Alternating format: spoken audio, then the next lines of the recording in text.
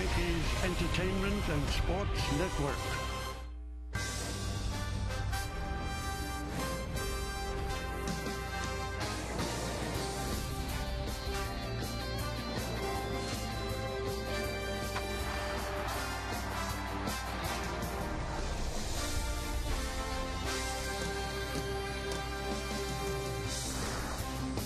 The ball settled into Mark Teixeira's glove. It set off the celebration. Yankees won their second in a row after having lost the previous three. Now game 3 of this 4-game set. And Mark Teixeira's been a big part of this with his power bat. And speaking of a Mark Teixeira bat, if you're a kid at the stadium today, you get one when you walk in. Not a bad deal. Today, the Yes Network presents New York Yankees baseball. It's the New York Yankees against the Cleveland Indians in game 3 of a 4-game set from Yankee Stadium in the Bronx, New York. Hello, everybody, and welcome to Yankees baseball, along with Paul O'Neill and Ken Singleton. I'm Michael Kay. It was 4-0 yesterday, and a big part of yesterday's game, more home runs. 3 more Yankee home runs. And if you look at 2 and 3 in the Yankee order, Curtis Granderson and Mark Teixeira, they already have 39 home runs combined. Not too bad, Kenny. Yeah, Curtis Granderson has been on fire of late. In fact, he's homered in the last 3 ball games. Final game of the Boston series, he's homered in the first inning against Josh Beckett. And if you want a souvenir from Curtis Granderson, the best place to sit here at Yankee Stadium is in the second deck in right field. He's peppered 13 home runs here at Yankee Stadium. 13 of his 20. He's tied for the league lead. The last 3 have gone to almost to the same spot. So Curtis Granderson's been on fire, and now Mark Teixeira, the guy who bats behind him in the lineup, Paul. Well, Kenny, you talk about the league. Well, Mark Teixeira's only 1 back. I mean, he had 6 home runs on the road trip. He added another one yesterday. 19 home runs for the season. Mark Teixeira's used to hitting home runs, but he's off to a great pace this year. And if you ask Curtis Granderson, who leads him by 1 home run, Curtis Granderson, he will end up passing me right now with that home run. That gave him 19, so it's 20-19. So it brings back memories of the M&M boys, that famous summer of 1961. Through the games on June 11th, Maris had 20, Mantle had 18, and through June 11th, Granderson has 20, Teixeira has 19, but the Yankees of this year played 8 more games at this point than the Yankees of 1961. So those numbers are a bit skewed. Let's look at today's New York Lottery pitching matchup. Josh Tomlin's going to go for the Indians 7-3, 3.71.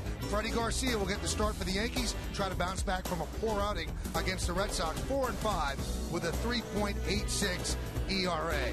Well, the Yankees have a reconfigured bullpen with all of the injuries. And you know David Robertson is now the 8th inning guy. Yesterday, he pitched an inning and a third. He got 4 strikeouts. We'll have Paul O'Neill explain what the phenomenon of David Robertson's about.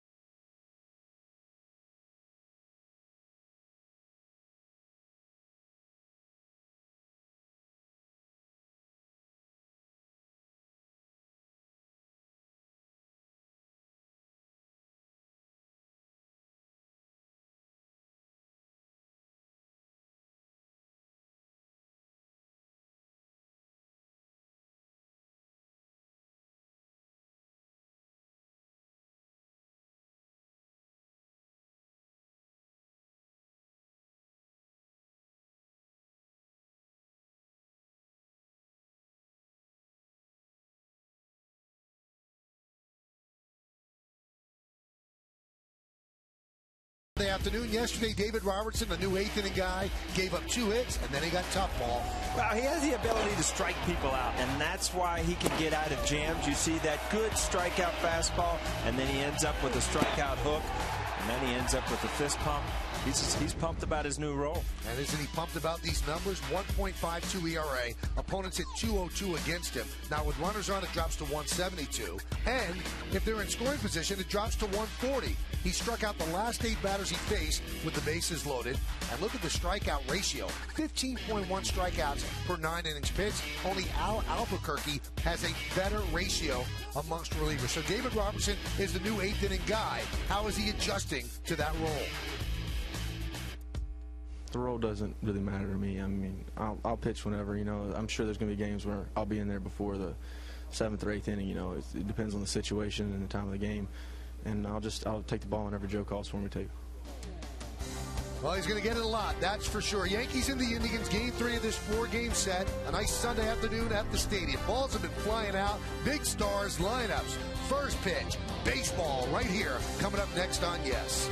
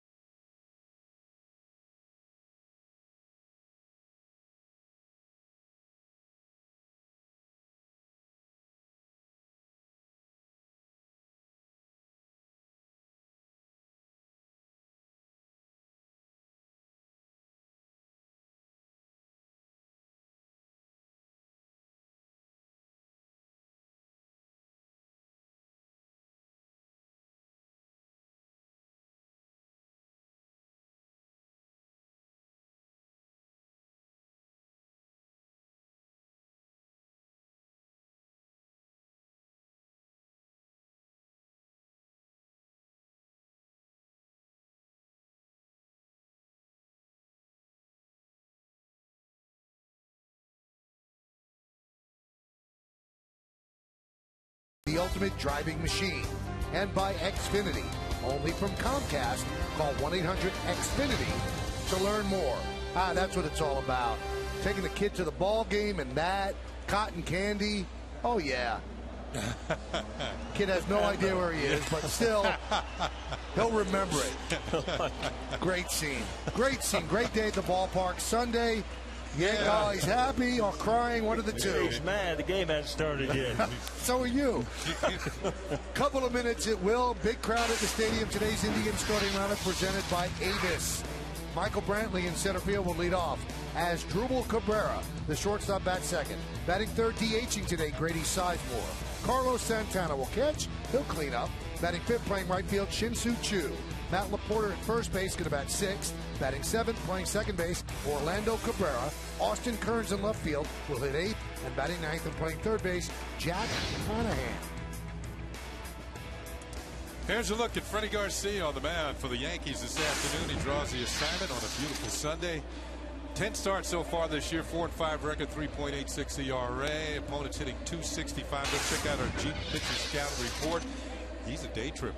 He hasn't been defeated in day games this year. He's 2-0 with a 1.47 ERA in day games. He wishes there was no night baseball at all. And split the difference. If his splitter is working, he can be very effective. That's his put-away pitch. And he's 0 for 6. His last 6 starts against the Cleveland Indians, he has not won.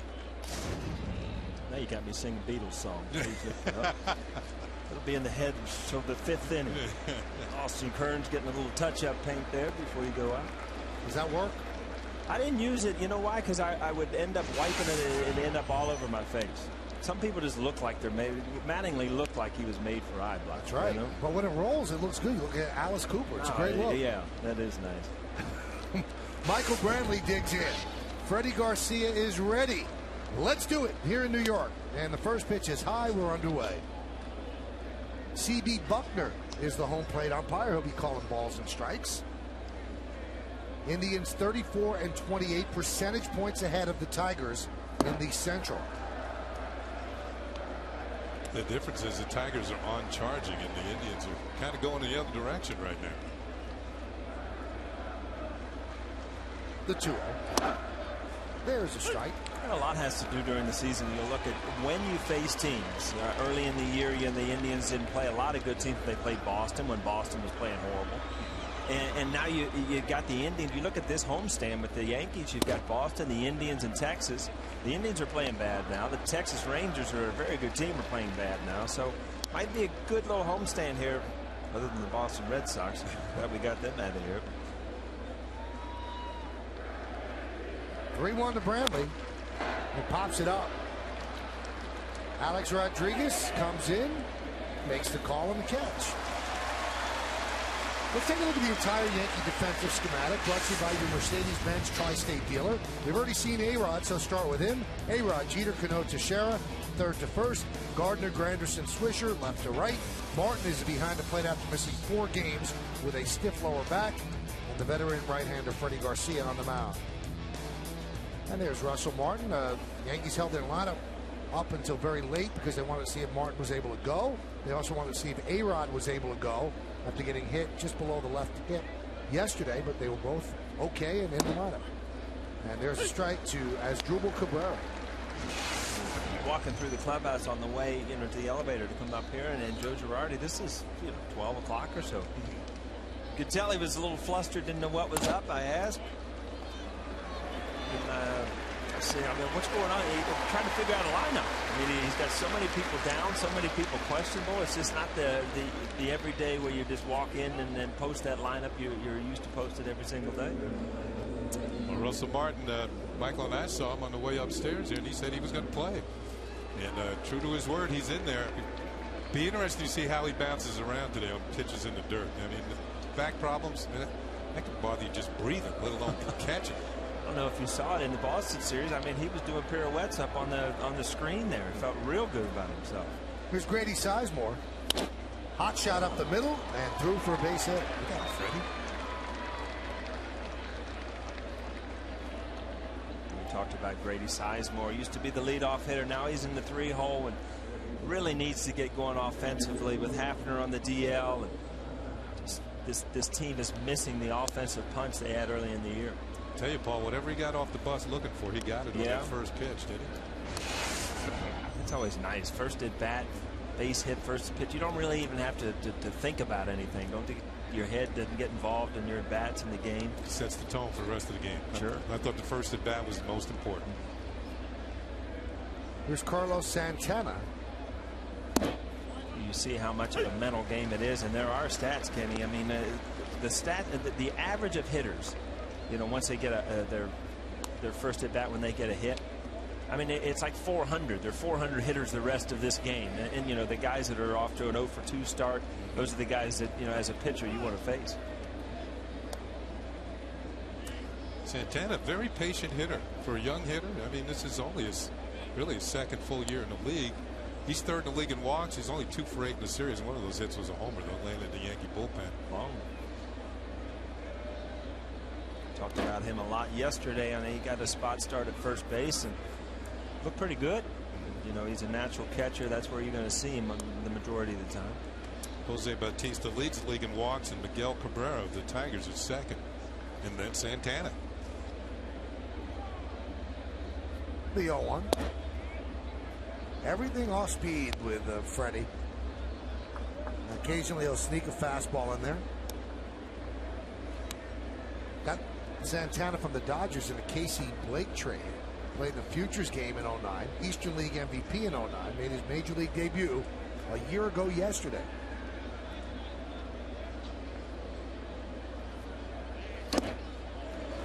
Again off speed.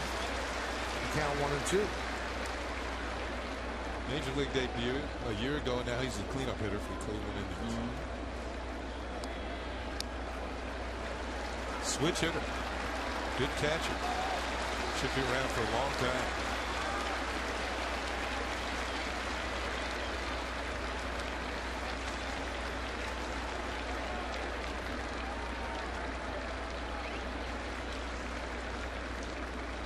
Runner goes. Strike 3. Santana down looking. No runs a hit, no errors, and 1 man left. Indians nothing. The New York Yankees coming to bat.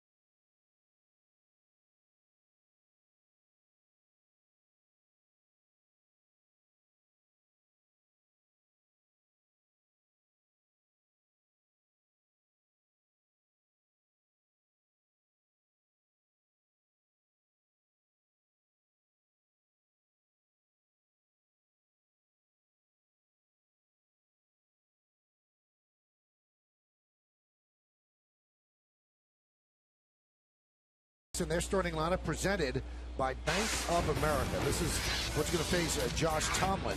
The captain, the shortstop, Derek Jeter, leads off batting. Second and playing center, Curtis Granderson.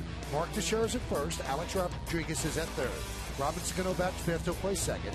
Nick Swisher to the number 6 hitter playing right. Jorge Posada, the DH, at seventh, batting eighth and catching. Russell Martin and Brett Gardner in left field is going to bat ninth. Derek Jeter getting ready to lead it off for the Yankees. He'll be facing a 26-year-old right-hander, Josh Tomlin, who's 1-0 in his career against the New York Yankees. We'll get to that in just a moment. You look at his numbers on the year. 12 starts, good record, 7.3 ERA, less than a hit per inning, only 11 walks at 77 2/3, and the league's hitting .225 against. Let's check out the Chief Pitcher Scouting Report on Josh Tomlin. Josh Tomlin, he was an all-star last year at AAA Columbus, and he got called up on July 27th in Cleveland and beat the Yankees in his major league debut. And he's been a history maker. I'll get to that just after this first pitch. Here's Derek Jeter. He's the only pitcher in Cleveland history in his first 25 appearances to at least go 5 innings in each and every start. It's impressive for a guy just coming up from AAA. A little nervous on the mound. I was going to say, he's got a little twitch going on in that hand, doesn't he? Count 2-0. Pitchers do that to disguise their grip, but he's doing it a lot.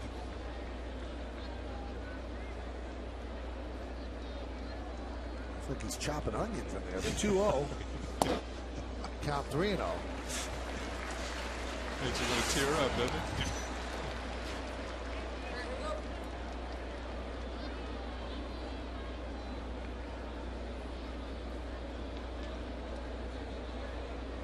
And the 3-0. Taking all the way a strike.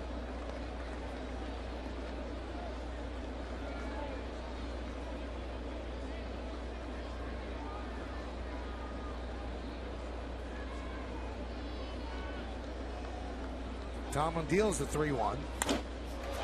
Driven deep to center field. Going back, Brantley. Still back. Still back on the track. He'll make the play. Kind of took a weird route to the ball, but he got there. Well, an outfielder plays Derek Jeter shallow, but he did the right thing because he never really turned his back on the ball where he lost it. Got himself an angle at the end of this play where he could still make the catch. Derek Jeter hit this ball pretty well. Well, Brantley's usually in left field. You have Sizemore in center, but Sizemore's the DH today. Brantley stays with it. And you can see Derek's family up there, Dad sitting up there, and not that time. That ball had too much air time. Derek's still 9 hits away from 3,000. There's Curtis Granderson with his 20th home run yesterday. Swing and miss. One thing I remembered about Tomlin in that start in Cleveland, a lot of changeups, and he has a good one, and you just saw one. Yeah, pretty good curveball right there. It was in the dirt. But he was trying to get Granderson to chase it. Tomlin has not been great this year following Indian losses. 3 starts following an Indian loss, 0-2, 6.50. Fouled away. Lights are on here at the stadium, kind of an overcast day. Well, let's look at the game time weather presented by Bigelow Tea. 67 degrees, high humidity, not much wind. And finally, the forecast is clearing. It's not dank today. Michael, in our open, we were talking about Granderson and Teixeira in relation to Madeline Maris back in 1961. But you had a caveat to that comparison, didn't you? Well, through the games of June 11th, Maris had 20, Mantle had 18. Yeah. And now Granderson has 20 and Teixeira has 19. You say, well, they're ahead of the pace. Well, not really, because the Yankees have played 8 more games than the 61 Yankees on this date. That would have served nicely in the left field. A base hit. You don't see Granderson do that much, but that's a good piece of hitting. Well, he waited on a changeup, and the changeup usually fades away from a left-handed hitter. And if he's out in front a bit, let's see if he is.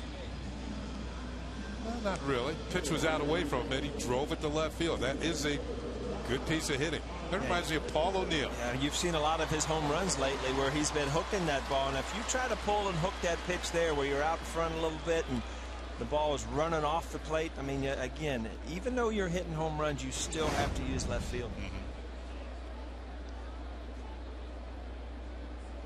Granderson a threat to go. Mark Teixeira at the plate. In fact, if you show them you can hit that pitch, Ketty, that's where you get the home runs, because then they think that they have to come in to get strikes. And, you know, Curtis has hit a few in the upper deck in the last couple days. And you come into your strength. Shift is on, obviously, for Mark Teixeira. And these two have homered in the same game 6 times. That's tied with Cruz and Napoli for the most games by teammates. Back-to-back. Last year, they didn't have back-to-back at all, Teixeira and Granderson.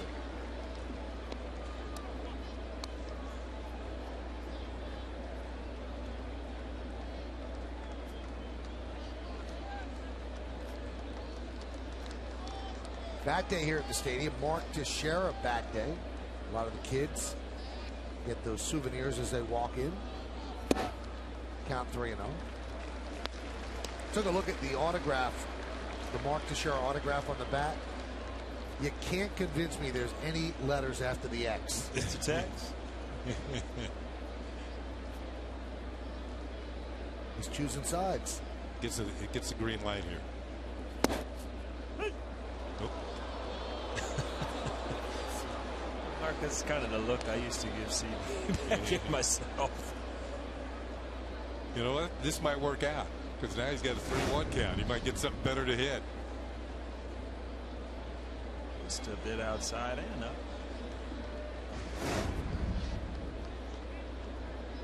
You wouldn't call him CB, you'd call him can't be. No. That can't be a strike.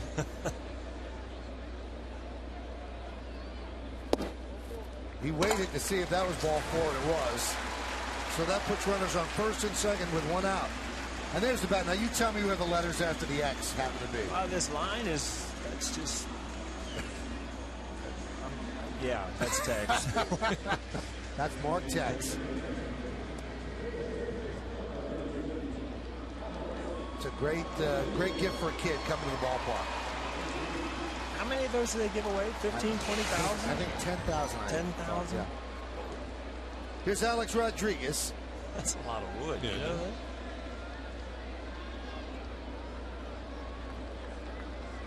Alex got plunked yesterday, which led to an ejection as they threw out Mitch Talbot. Check this out, that the Yankees have been hit 33 times this year, and the opposing team has only been hit 21 times. And Joe Girardi told me today, I'm sick of our guys getting hit. I'm just sick of it. He said, even if it's not on purpose. There's a strike. Michael, the stats you were giving me before the game were mind-boggling, because, you know, you hear about the old days and how much rougher and tougher and people threw at each other. But, you read off what Willie Mays and Willie Hank Mays Aaron, had about 40, and Hank Aaron got hit 22, 23 times. in their career, Yeah. not in a year. Right. And Alex is already over 100. Yep, well over. And it's not like Alex Rodriguez stands right on top of the plate either. I will contend, though, that there were more knockdown pitches in those days. Yeah. You know, when pitches up and in on 0-2 counts, you know, you almost expect it to be moved off the plate. Yeah, that was almost automatic. 1-2. Swing. And miss. A-Rod down on strikes. Let's check out the Indians defense, brought to you by your Mercedes-Benz Tri-State dealer. In the outfield, former Yankee Austin Kearns at left. And you've got Brantley in center and Chu over and right. Infield, Hanahan, Asdrubal, Orlando, and Laporta. Third to first, Carlos Santana behind the plate, Tom on the mound.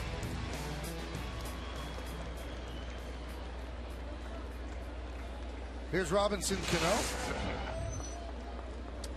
3 for 6 in this series. I was talking with hitting coach Kevin Long about Robinson and that drill, the pull drill where they work on pulling the ball, and how Cano is very proficient at that. His first hit yesterday was an example of a quick wristing the ball into right field. Pitch upstairs. And it's a drill that Kevin Long perfected in the minor leagues for hitters. 2 outs, runners in scoring position. Cano just 269.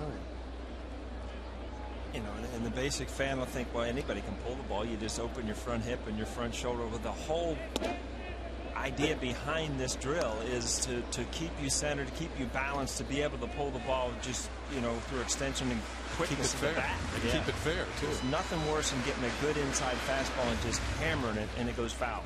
And the pitcher almost laughs at you because it's nothing but strike one.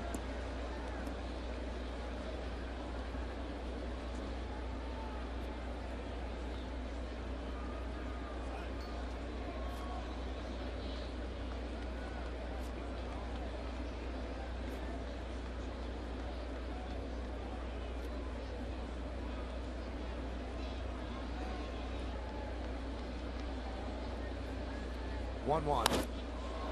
Skied the other way. Kearns giving chase and runs out of room.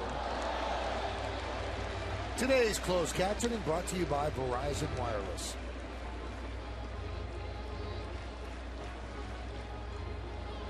$4G. You need 4G on your phone? I think I have 4G. I don't even think I need 3G, to tell you the truth. I don't know if you need a G. You got a phone that takes quarters. Is that what that little slot on here is for? But you know, you stay where it works. You like it. That's right. Most people shave with a razor, not Paul. He calls people. 1-2. Fouled away. Hey, how about this for the Yankees in day games? Yankees are 16-3 in day games this year. So you might say, well, is that good or bad? Well, obviously it's not bad, but this is how good it is. If they win today, they will tie the best record ever in Major League Baseball dating back to 1961, the expansion era, 17-3. The 03 Mariners did it, the 06 Yankees did it. Kind of unusual for an older veteran team, don't you think, Henry? Yeah, usually they don't like those day games after night games. The 1-2.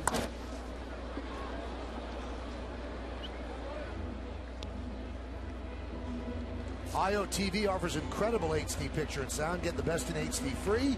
IOTV is the official HD service provider of Yankees baseball on Yes. You know, the count's only 1-2, but Cano's fouled off so many pitches. They're going after to talk it over because he's shown him everything that he has so far. It's frustrating for a pitcher to know that you've thrown in pretty much everything you have, and it's a good feeling as a hitter. I've seen everything. Been on everything, and you get a feeling like there's nothing he can really get me out with that I can't handle. Except that. Breaking ball, and Cano is down looking. The Yankees, no runs a hit, no errors, and 2 men left. We've played 1 at the stadium. Yankees nothing, and the Indians nothing. Down looking at a breaking ball.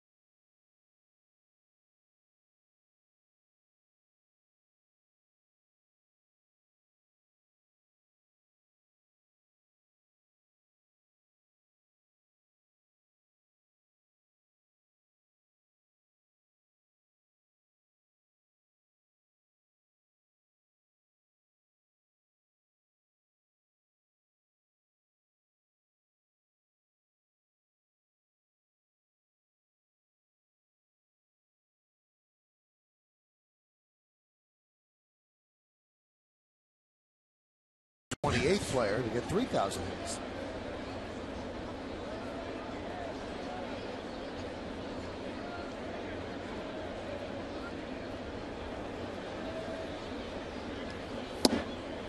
Strike to Austin Kearns. See that two-seam fastball starting on the outside corner and running into the righty and backwards to the lefty. That was what Bartolo Colon was so successful with yesterday. Throwing that ball at the lefty hip. Runner goes. Throw to second. Not in time. Yeah. Stolen base. He got a great jump. Picks up his 4th steal of the year. And the good part about this play, other than it's a good jump, it's a good stolen base, is Austin Kearns took that pitch. You see the guy gets a good jump, you take that pitch. I mean, this is a hittable pitch. But you see he took it all the way. So out of the corner of his eyes, guy was running. Give those guys opportunities to steal the base. Now he has an opportunity to drive a guy in. You see some guys foul the pitch off and there's nothing gained.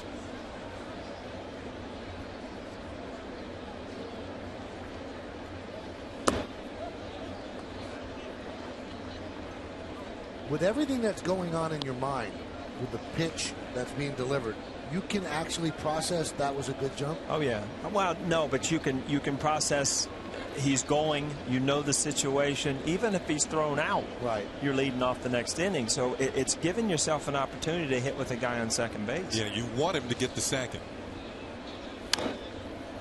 Grounded foul.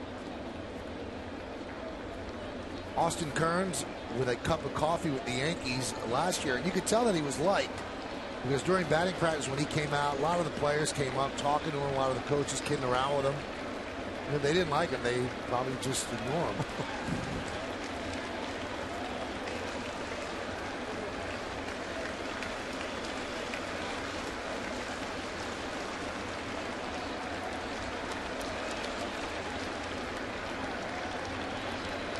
So Cabrera's in scoring position with 2 outs. 2-2 count on Kearns. Swing and a miss. Got him. Off speed. 3rd strikeout for Freddie Garcia. No runs a hit. No errors. 1 man left. Go to the bottom of the 2nd. There's no score on yes.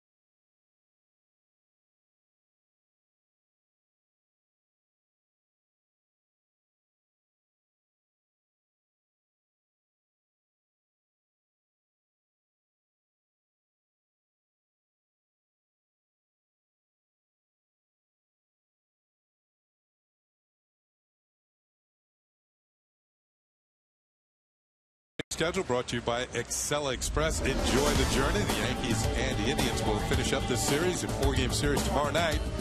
And then Tuesday, Texas Rangers come in first place in the Western Division. A couple of night games followed by a day game on Thursday. Getaway day for the Yankees. They move on to take on the Chicago Cubs hit the road, then go to Cincinnati, then back in the stadium to take on the Rockies on the 24th. Don't just skip over it and go to Cincinnati. That's a big thing when you go to Cincinnati. It's a big thing when you go to Wrigley Field. Yeah, that is a little that is big. And also, we want to remind everybody, the game Saturday at Wrigley is on Fox, and Sunday it's on ESPN, but immediately following the game, Yankee extra innings. So if Jeter doesn't get the 3,000th hit, it's still going to be covered. If he doesn't get it on the homestand, it'll be covered Saturday on Sunday. And even if he does, we'll still have extra innings. And there is Nick Swisher grounding out to first and one away. You know, the one thing I'm thinking about Nick Swisher, and I was looking through his stats the other day, is, you know, he's had some really good years here since he came over. And the one thing you don't want to see him do is mentally get back into that. You know, you have those bad years, Kenny, and you get back into the thought process of him. And in his last year in Chicago, where he hit, you know, like 215 or something, horrible year for him.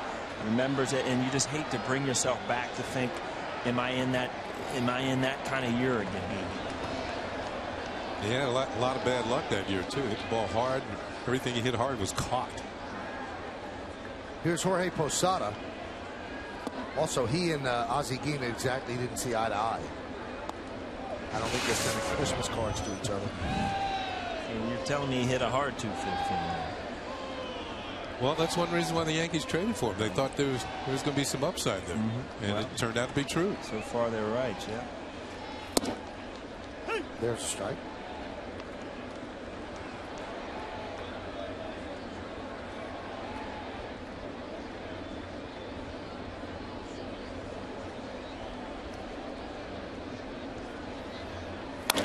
Line drive. The hot hitting Posada continues. Now a 6-game hitting streak. And he's 12 for his last 20. You do the math. He's hitting 600.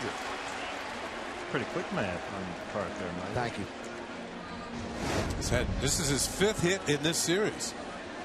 And, you know, when they haven't been ground balls that are finding holes, he's hitting the ball solid. I mean, this is a good swing behind it, driving the ball to right field. He took a swing in batting practice, and it wasn't a good swing, but the ball went over. He was batting left-handed. The ball went over third base in batting practice down into the line. He said, I hope there were 17 guys on base. They all would have scored. Here's Russell Martin.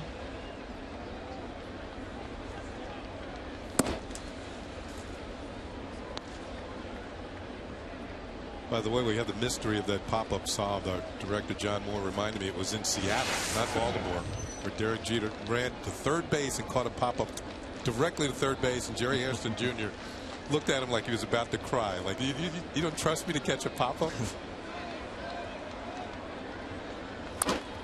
Soft ground ball is short. There's one. There's two. A 6-4-3 inning-ending double play. In the second, no runs a hit, no errors, and nobody left on base. At the end of 2, no score on yes.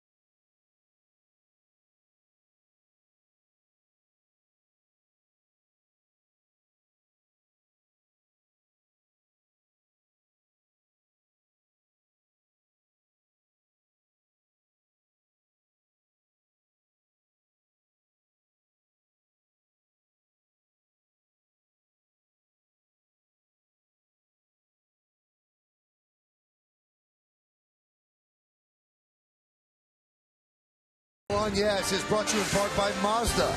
Zoom Zoom by Turkey Hill, the official ice cream of the New York Yankees. And by Acela Express. Enjoy the journey. Kid's got some Turkey Hill ice cream. Good day for ice cream. Just about every day's a good day. Jack Hanahan will lead off against Freddie Garcia, and there's a strike. Now, Garcia in his last start, you see the Lincoln scoreboard, there is no score. His last start, he went 1 2/3 innings. Well, he had 5 starts last year for the White Sox where he pitched 4 innings or fewer. And following those starts, he bounced back nicely, 2-0, 3.77. So will he bounce back like that today? You know, every once in a while, you see a pitcher have a real bad start and get knocked out. Well, he isn't really overly taxed as he would have been if he'd gone deeper into the ball game. So he gets a little extra rest. Maybe that's why pitchers bounce back. 1-1. Popped up. Left field. Gardner makes the play for the first out. For everyday players, you get out there every day, you have a bad game, and you have a bad night's sleep. Well, you're right back out there the next day. You have an opportunity to change it, and that's the only thing that I see as a starting pitcher that would be frustrated is if you have a bad game. You're looking at 4 days before you get to an opportunity to wipe that clean, and it could be a long wait. Well, they always say the best job in the world is a starting pitcher coming off a great start, because you could revel in that for 4 days. But it's bad when there's a bad start and you have to sit on it for 4 days. Brantley popped up to A-Rod in the first inning.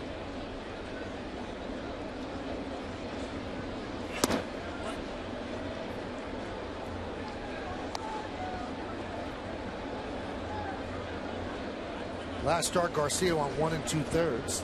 4 hits, 4 runs against the Red Sox.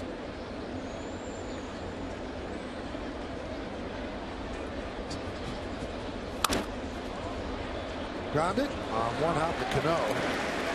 2-way. If something just registered on your seismic graph, that was Kim Jones battling allergies. Wow. A piece of her skull flew off. She sneezed so hard.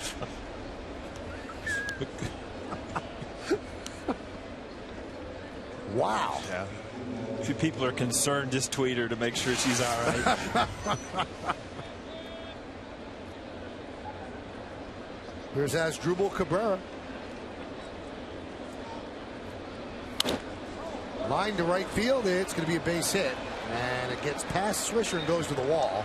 Cabrera is going for 2, and he will get himself a double. Yankees done a pretty good job against Cabrera in this series. He's been a hot hitter, and it actually knocked his batting average under 300.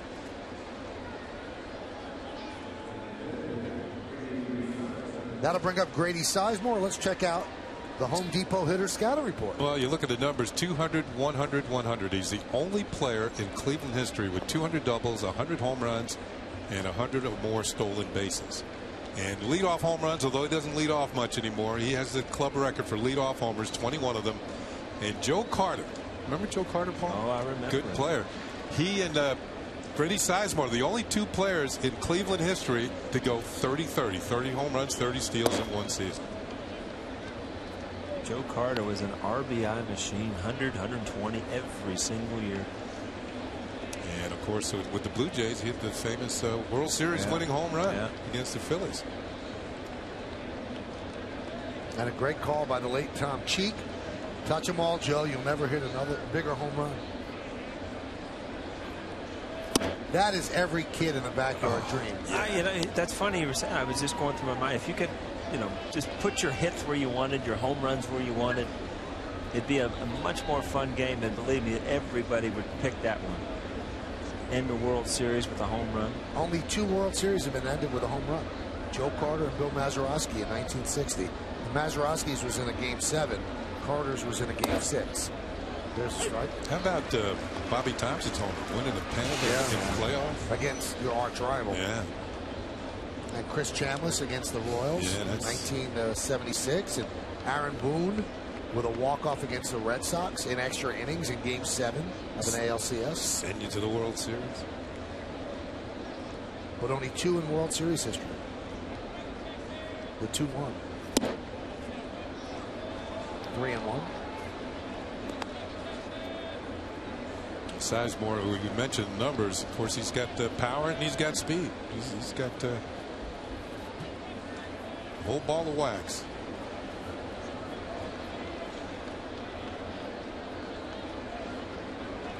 Runner goes. And it's a walk and a stolen base. Cabrera sensed that Garcia wasn't paying attention. So now runners on the corners with 2 outs. It's Cabrera's 8th stolen base. He hasn't been caught this year.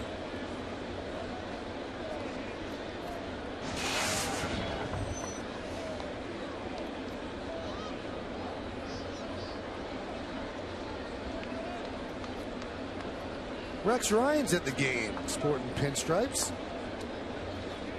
Coach of the Jets. No team to coach right now. NFL is locked out. Nothing else to do right now, right? Nothing at all. Come to the game. He's a big baseball fan, though. I've talked to him about baseball. Fly ball left field. Gardner is there, and that will do it. No runs ahead, no errors, and 2 men left. Go to the bottom of the 3rd. There's no score. The New York Yankees.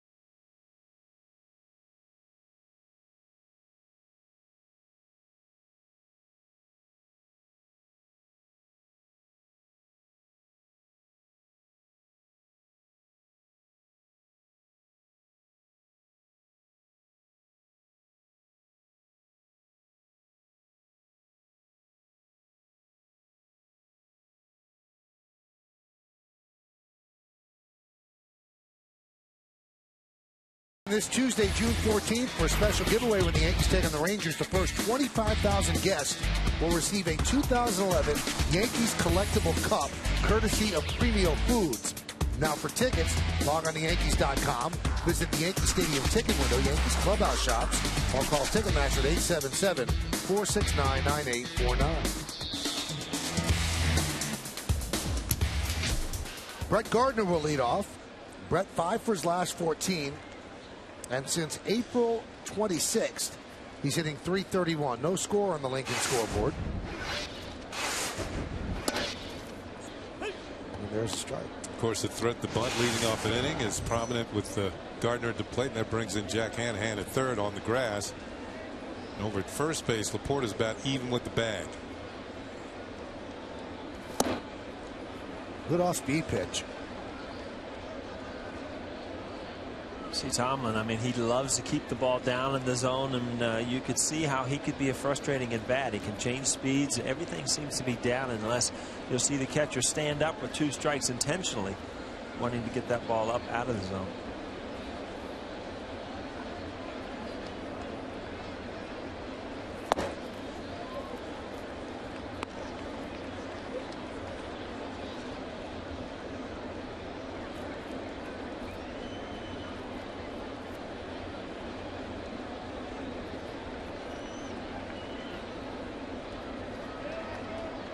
The 1-2 from Tomlin.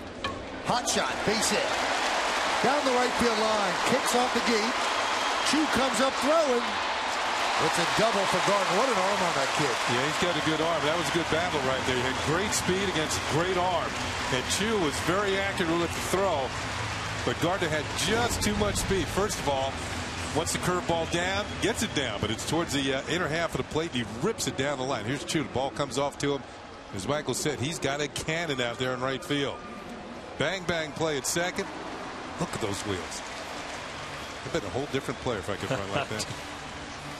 Turning it on. He has busted it into second and picks up a leadoff double. He had to hustle on that one. Most of the guys on the team would have held up at first base. Absolutely. Here's Derek Jeter. Deep drive to center field. Run down by Brantley in the first. Still 9 hits away from 3,000. Derek is 5 for his last 24. Hanahan in at third on the grass. Jeter shows bunt, takes inside.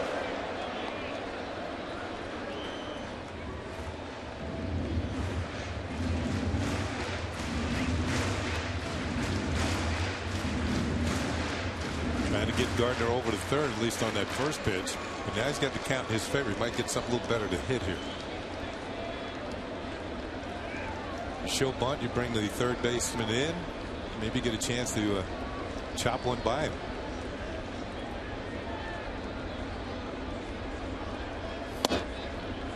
Comes inside again.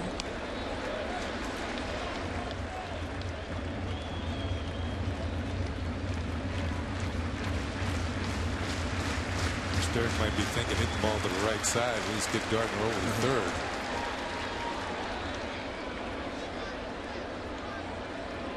These are times that, you know, those streaks and everything you're going through, you know, you have to get them out of your head because you still have to play the game of baseball. You know, and his job right here is to hit the ball to the right side, get that runner over, hopefully find a hole. So the first two pitches were in on him, though. That's Tomlin knows that he wants to keep the ball in. So it makes it much more difficult to hit the other way.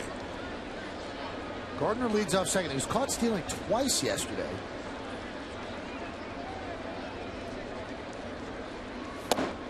And Joe Girardi said after the game, he said, I'm not taking a green light away from him. Great base runners are going to get thrown out. He said, I want him to keep taking those chances. Yeah, it's funny how in this game you can become confident in anything, whether it's making plays in the outfield, stealing bases, anything, and he needs to get on a roll of stealing bases where he becomes confident and it's almost in your mind, you know you're going to be safe. Count 3-1. He's had 2 counts today, 3-1 hitters counts. Last time up he hit the ball pretty well to center field. He got run down. So here again another good hitting count.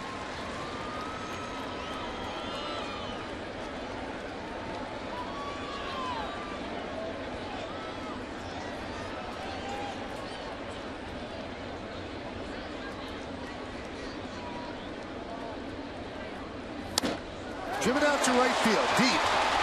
Chu is there. He'll make the play. Jeter's going to get the runner over as Gardner advances to third. Jeter's hit the ball hard twice today. Nothing to show for it.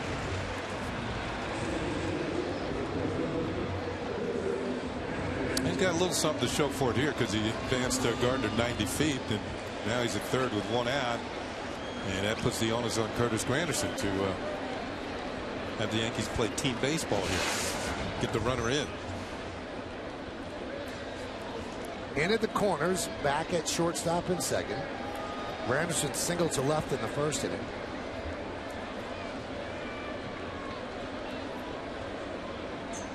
Granderson has 52 runs scored, and that leads the majors, and he's tied for the major league lead with 20 home runs. So he's put together a great first half of the season. And you get the sense he's going to end up being in Phoenix for the All-Star game. Granderson has gotten in a runner from third base with less than 2 outs 4 out of 6 times this year.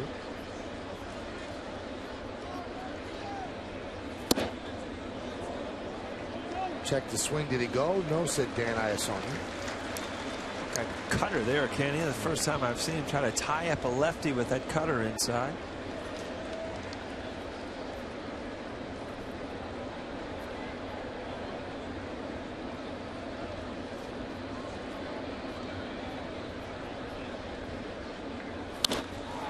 Deep to right.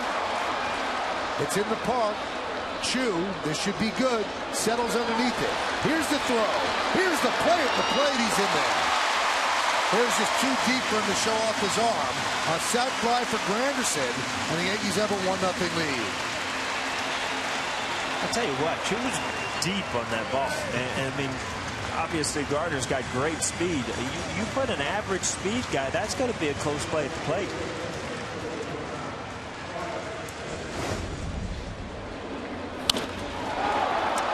Didn't quite drive it, but gets the runner in from third. What's that, 5 out of 7 now?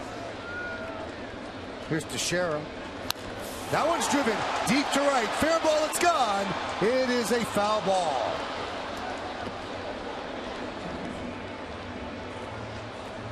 Tell you what, when Granderson put the ball in the air to right field, that got a rise out of the crowd. Now Teixeira hitting one down the line, that got a rise out of the crowd. It's funny how the people are starting to get into what's going on. They almost expect these guys to be hit. See Mark Teixeira, we talked about it earlier, when you get a good pitch to hit. Very disappointed when you hook it foul. You know, looking at the stats of getting the runner in from third base with less than 2 outs, you know who's best on the team is? Nick Swisher. 12 out of 14. Yeah, you could have given me a couple guesses. I wouldn't have got that. 86% of the time he's gotten a runner in from third base.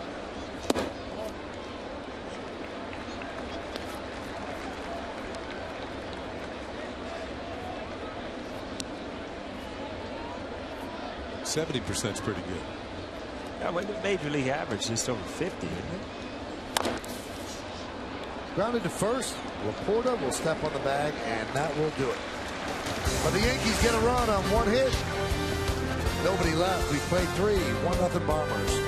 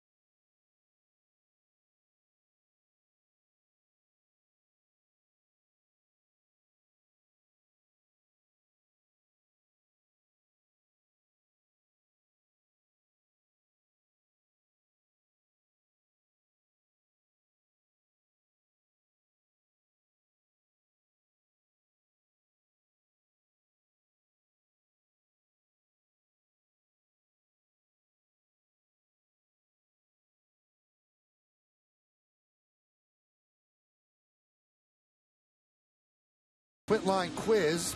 We always do in the top of the 4th inning. Who were the 3 Yankee pitchers to throw no-hitters against the Cleveland Indians? Ooh.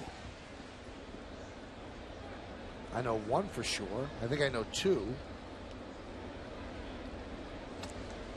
It's the way life is, Michael. They ask you 3, you know 2, right? The way life is. Meatloaf said 2 out of 3 ain't bad. In this game, it's pretty darn good. Yeah. Pitch to Chu is outside 1-0. Chu is 0 for his last 12. And as Paul mentioned earlier, 2 for 35 against the Yankees here at the stadium. Skied the other way. You know, everybody you talk to with the Indians, and we mentioned this on Friday when the Indians came into town, is that Chu has lost face in his country because of his DUI arrest, which took place the first week of May.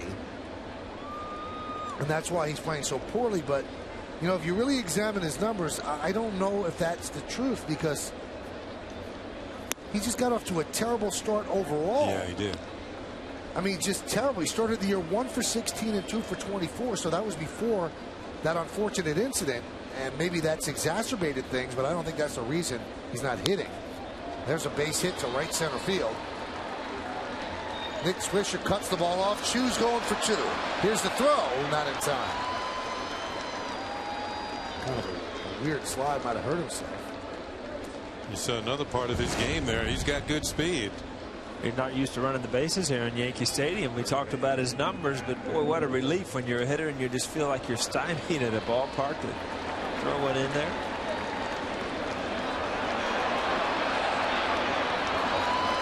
It looked like he slid late, Michael. Bangs into that. Ooh, that's close. Close to an injury. Look at it on Yes Mo. Oh, I don't even want to look. Had too many sprained ankles.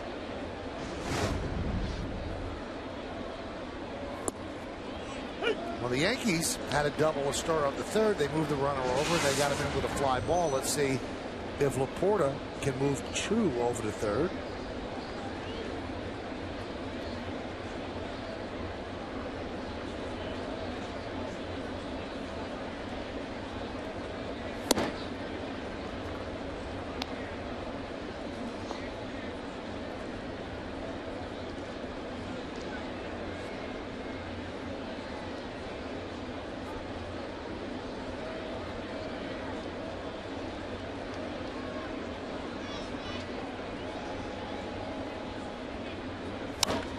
High pop-up. He doesn't get it done. And Cano puts it away for the first out.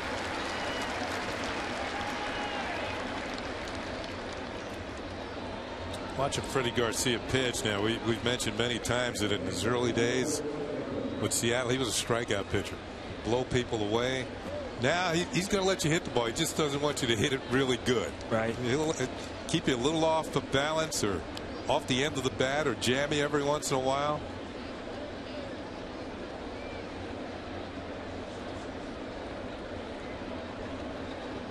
Well, he used to be able to overpower you. Now he's really got to work out there. Not that he wasn't working before, but he's got to outthink the other player. He used to face him when he threw hard, didn't he? Yeah, in Seattle, I mean, he was a dominant guy. 94, 95 mile an hour heavy sinker. But, you know, a lot of pitchers can't go from that and go to where Freddie is now and be smart enough to understand, you know, how to change your fastball from 88 to 84 to 85 and then still, you know, be successful with a split finger. Russell Martin, maybe back feeling better. Chu headed back to second this time in the just ahead of the tag. You a head first slider? No. I don't. It's one thing in the game I understand is why and how guys go head first. You can jam your wrist or fingers. Everything hurt. But you would dive back head first if they tried to pick it up at second. Off the first or second. Yeah, but anytime going into a base, I mean, it was always feet first. Runner goes. And a stolen base at third, so they get him over to third anyway. Or gets himself over. Garcia's not paying much attention to the runners at second. Well, Freddie Garcia is also a good guy. I mean, if you pick that split finger, he throws it in the dirt a lot, which he did there. A little chewed up running the bases here, isn't he? Man, look at that uniform. He likes those old bases. They used to be like pillows, you know. Yankees have the infield in.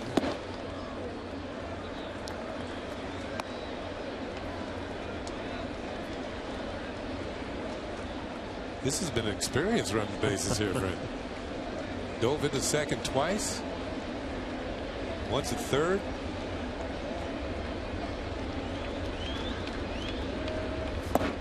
Swing and a miss, big strikeout of Orlando Cabrera as the veteran can't get the runner in from third.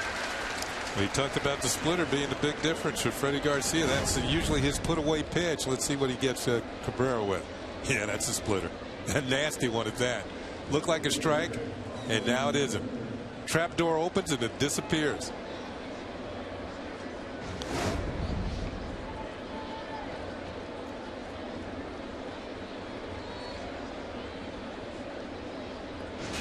There's Austin Kearns.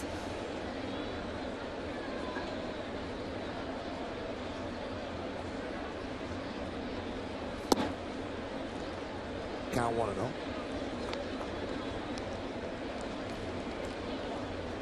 Indians are 3 for 18 in the series with runners in scoring position, 0-4 today. And they had a terrible homestand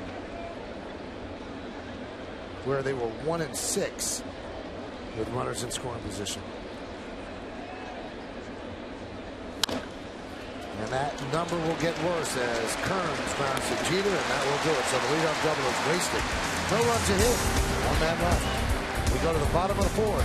1-0 Yanks.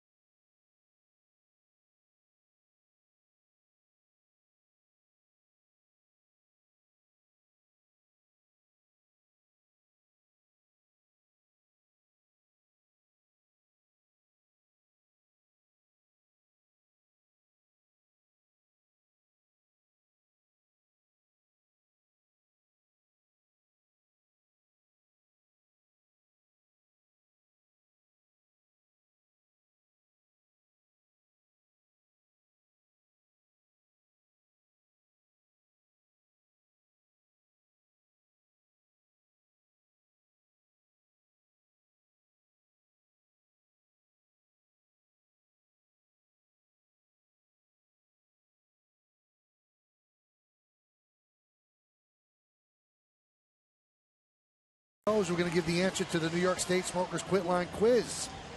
Knows the answer. I'm not sure about that. Who are the 3 Yankee pitchers that throw no-hitters against the Indians? So, Jim against the Indians. I didn't know Monty Pearson. 1938, that's going back a ways. Yes, it is. Will Yankee fans happy? Cute baby.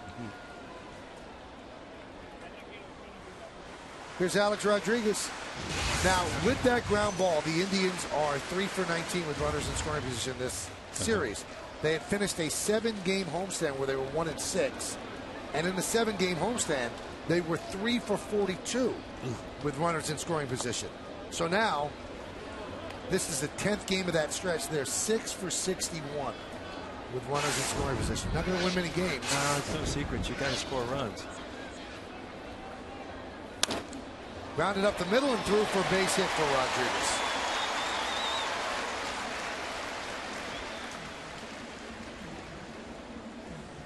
Alex's 4th hit of the series. Paul, I had to pay for your autograph. Great player, great announcer. Pay for it. Thanks for the memories.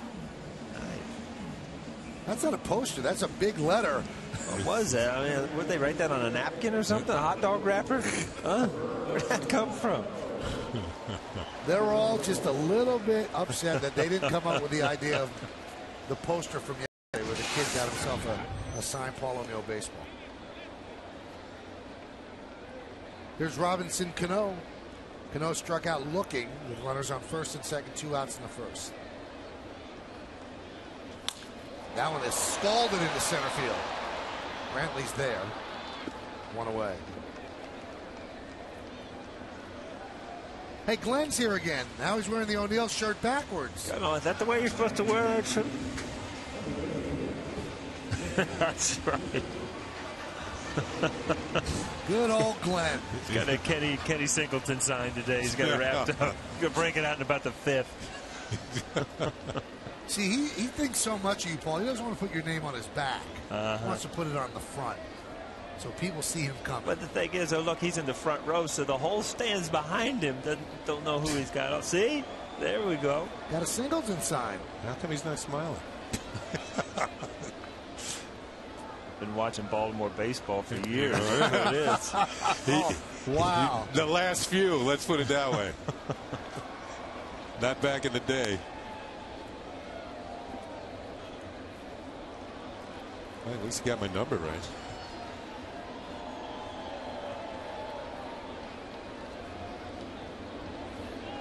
Nick Swisher grounded to first in the second.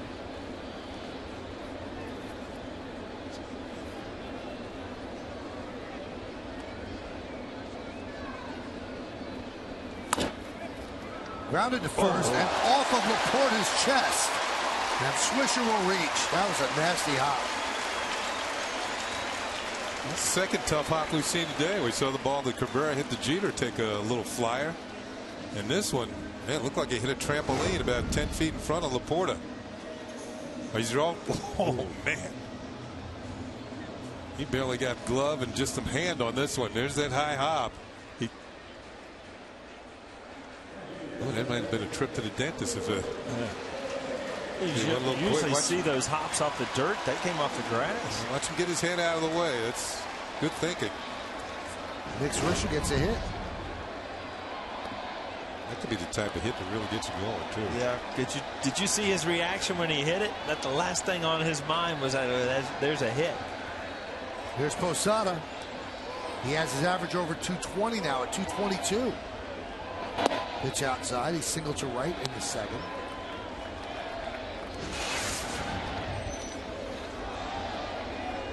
Those 6 homers came early, so he has not gone deep in a while.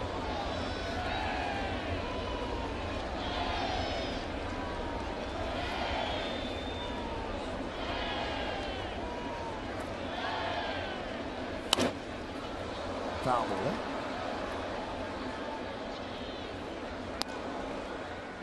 .108 at bats without a home run. Last one came April 23rd. And this is the second longest homerless streak of his career. 136 in 2002. Also was 0 for 4 in 2003 before he hit his home run. So 140 ABs. But in the month of June, Jorge 13 for 26. That's 500. No June swoon. Jorge's April and May showers have brought June flowers. Thank you, 21. Oh, isn't that nice? Oh, stop already. He's not that nice. Hang on, let me tell him to hang up.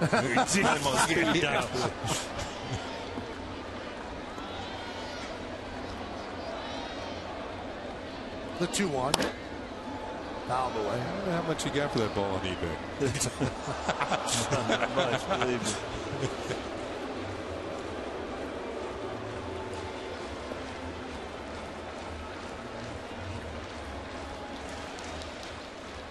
Boston has jumped out to an 8-1 lead over Toronto, top of the 5th. Tell you what, their bats are just jumping out of the bat rack. They are scoring runs at will. Started off in this series, and they came in here hot. How many? 8 or 9 games in a row they've won? 8 now. Nice block there by Santana. I think they scored 16 runs yesterday. They're only half as good as today as they were yesterday. Still early. Detroit winning, so Cleveland has an opportunity to drop out of first place with a loss today. Detroit 2-1 over Seattle, top of the 5th. Tampa Bay's 3-2 over Baltimore, top of the 2nd. See that? Now he's got it out, Kenny. He's playing both sides of the street. That's it.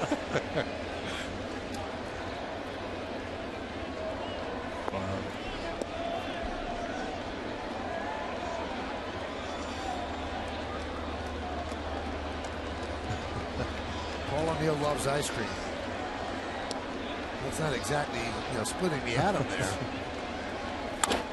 Grounded through for a base hit for Posada. A-Rod will hold at third. They do not want to run on Chu. Bases loaded for the Yanks.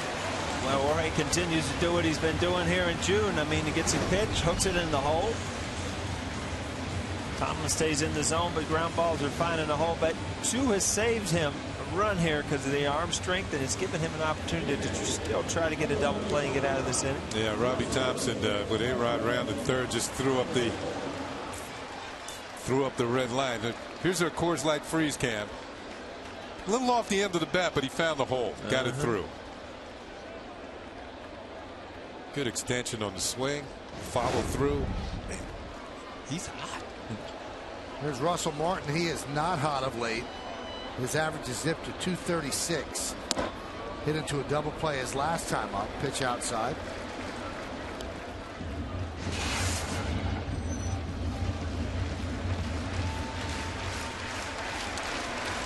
Missed 4 games with a sore lower back. First game back in the lineup.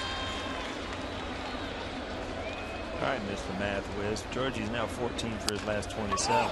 There's a ground ball at third. There's one. And Martin, I believe that's his 10th double play this year. No, it's his 11th. And that was a big one as it ends the threat by the Yankees.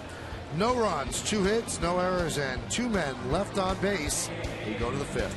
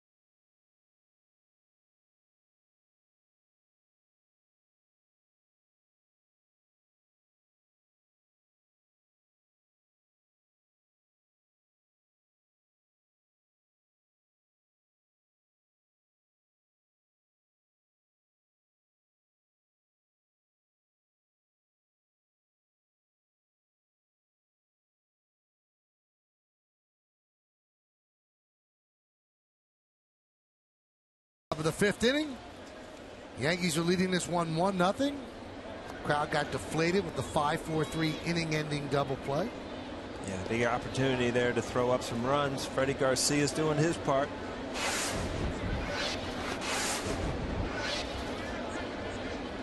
It'll be Jack Hanahan, Michael Brantley, and Asdrubal Cabrera. You know what? I think you saw Freddie Garcia throw the ball in. to Russell Martin. I think somebody from the Cleveland dugout wanted to look at the ball. You don't see that very much in this day and age, because they change the baseballs after every ball hits the dirt. I don't know if they're accusing Freddie of doing something to the baseball. Yeah, you start seeing unusual movement, but I mean, Freddie throws that split finger and it can do a lot of different things. So once in a while, teams will do that just to try to get in the pitcher's head too. You know. You're talking to some old-time pitchers, though. They're amazed that sometimes pitchers, when the ball goes in the dirt, ask for a new ball. Yeah, they can't control it. I mean, if that scuff is on one side, the ball will naturally go the other way because it. Where's our lighter when we need him? It catches the wind current and this and that and goes the other way. But some people know how to control that, and some people don't. Seems like the old-time guys really knew how to control it. Well, it's because they didn't throw balls out of play like they do now. Right. And the pitcher would get a ball back and had a little scuff mark on it. They knew what to do with it. This is great, huh? Sometimes their catcher would help them get the scuff mark. Well, I've heard stories. Grounded to first, Teixeira. 1 out. Now let's check out the GE Capital partner play. Great partnerships are built on trust. At GE Capital, we prove that every day. Yeah, this is started by third baseman Jack Hanahan, and he throws a rocket over the Cabrera at second. Middle of the chest, and it turns it over. 5-4-3 around the horn, and that kind of deflated the Yankees' threat in the bottom half of last inning. And right there, that was well turned. One down here is a Brantley, and there's a strike.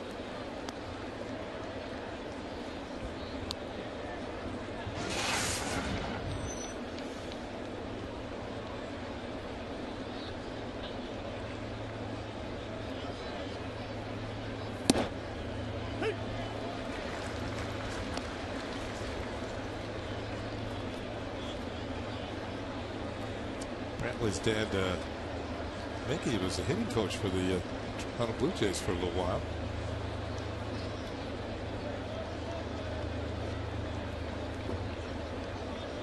I think they work on the off season a little bit. I think they worked through his teenage years and before that. I'd be proud to have your son playing in the big leagues. The 1-2. Now, Paul mentioned earlier the Tigers are winning, and right now the Indians obviously are losing. The Indians are in danger of falling out of first place for the first time since April 7th. So they've been there for a while. They had a nice big lead, and most of it's gone. At the beginning of their homestand, where they were 1-6, they were 7 games ahead. And that was only 10 games ago. You know, between the innings, I'm gonna get the media guide out or some of the scores and just find out how they were winning early in the year, because right now you can tell that this team is going to have trouble scoring runs. That one's chopped right back to Garcia. Don't have the lineup to do it. Well, they miss Hafner for sure. That's for sure. Well, stick around after the postgame for an all-new WB Mason Presents the Joe Girardi Show as the skipper looks back on his time in Chicago. Then it's Yankees on Deck presented by Blimpie as Phil Hughes hangs with the Tampa Bay Lightning at Steinbrenner Field. It's all coming up after the postgame. It's only on Yes. Joe also on that show, give you a little bit of a preview, revealed what he was really ticked off at Manny Acta about on Friday, because Acta said, tell your player to calm down, as Drupal Cabrera picks up his second hit, a 2-out single, and Joe goes, don't tell me what to do with my players. You take care of yours, and I'm going to take care of mine. It's almost like the family in the park when somebody says, tell your kid to stop. Nobody wants you to have to be told what to do with your own kid. Yeah, I mean, it's hard to tell one of your star players to calm down when you just got, one thrown right at your neck. I mean, it doesn't make sense.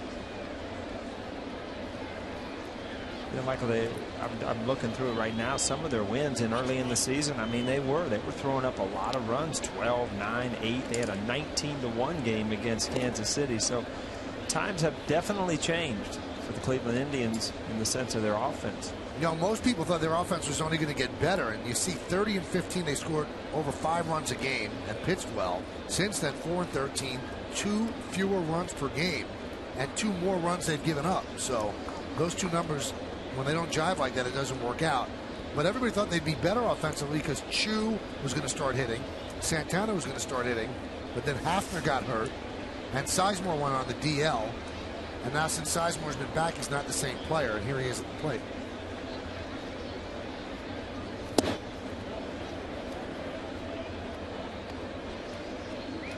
Hafner was the one, though. He being out with an oblique injury, because he was hitting 485 when runners in scoring. Because that's your number 4 hitter. That's what he's supposed to do. And I talked to him today down on the field, and he was taking batting practice, talking about going to Akron for a little rehab stint and trying to get back in there. But you know, it's a welcome sight for Manny Acta, obviously, to see him out taking BP, getting his swings in again. Speaking of Akron, the home of LeBron James, I talked to CC Sabathia today. He's excited about watching the game, and he said he's just got to let it come to him. He said, you know, he's trying to do too much, but CC made a prediction. He said if they win today, they'll win Game 7.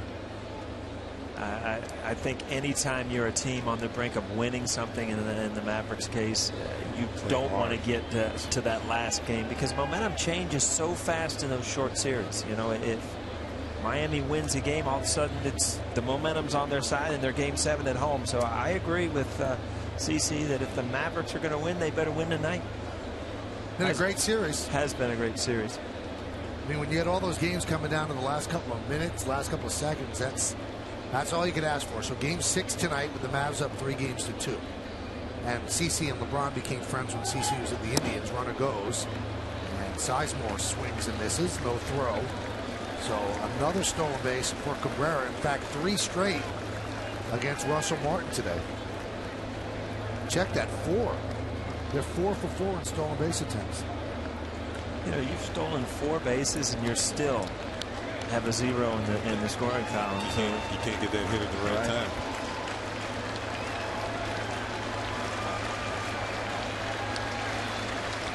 Sizemore singled and walked today. He's down in the count 1-2 against Garcia. Indians 6 for their last 61 in these spots.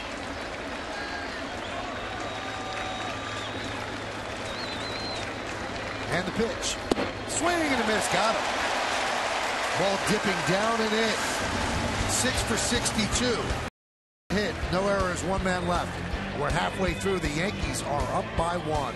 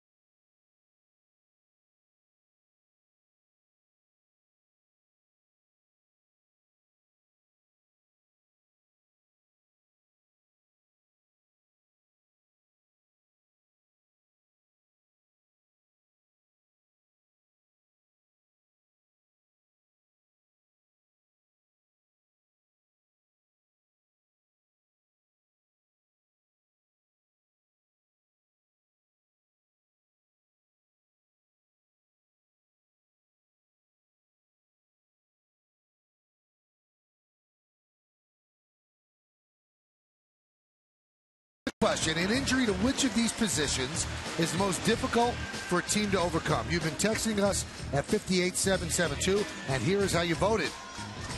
Everyone agrees with us. Well, not everyone. 63% do. Frontline starter, then impact hitter, and late inning reliever.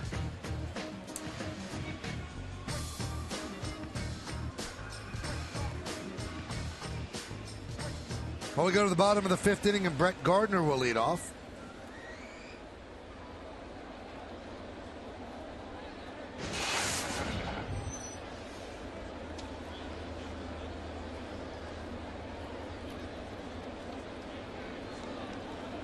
Gardner scored the only run in the game. Doubled leading off the 3rd. Moved to 3rd on Jeter's fly ball to right. Scored on Granderson's fly ball to right. Here's a look at that splitter. You can see the grip, and this is going to be the pitch that strikes out Grady Sizemore. In 3 of the 5 innings, Freddie Garcia has recorded the last out with a strikeout. And the Indians have had a hit in every inning. So that means there's been a man on base. I mean, stats don't get in your head when you, what was it? Something out of 62, Mike? 6 for 62 or something like that. Exactly. It starts to weigh on a team mentally that you know you're not driving in runs, and it's like. Brett Gardner slaps one to right field, and Chu misplays it. Gardner's going to go for 2. The throw not in time. Looked like he was going to catch it, didn't it? Yeah, this looks like he had an angle on the ball, and he almost lost it. And it's gotten bright out this inning. I don't know if he lost this in the stands and the shirts in the stands, but he took a funny route. Yeah, I think he lost that ball in the people. You know, in a day game when it gets bright, and it's sort of getting bright with the sunshine out, you know, you lose the ball every once in a while. It doesn't take long before you can't make the play. That ball just refused to be caught. Look at it.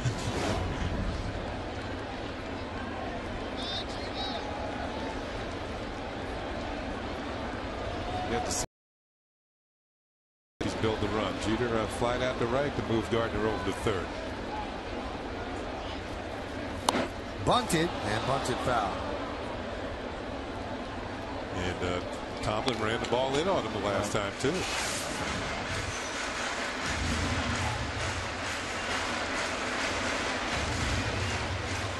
It's such a backwards way, because I actually think it's easier for a right-hander to kind of jam himself and push the ball to the right side. I mean, swinging away. Yeah. And you know, you would think, you know, pitch him in, he'll have to pull the ball, but that's not necessarily true, especially with Derek. I mean, that's his natural stroke. Jeter's really struggled this year with runners in scoring position. I mean, really, this is the guy that you'd always want up in these spots, but he's 10 for 63, which is a 159 average.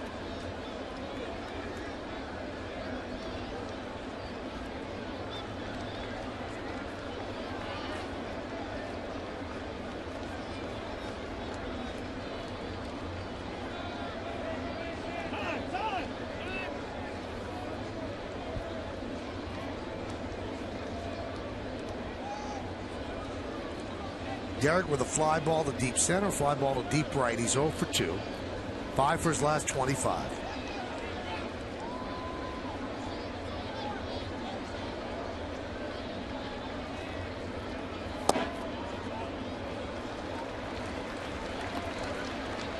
Here's Tony Gwynn talking about getting 3,000 hits. Getting to 2990 was simple.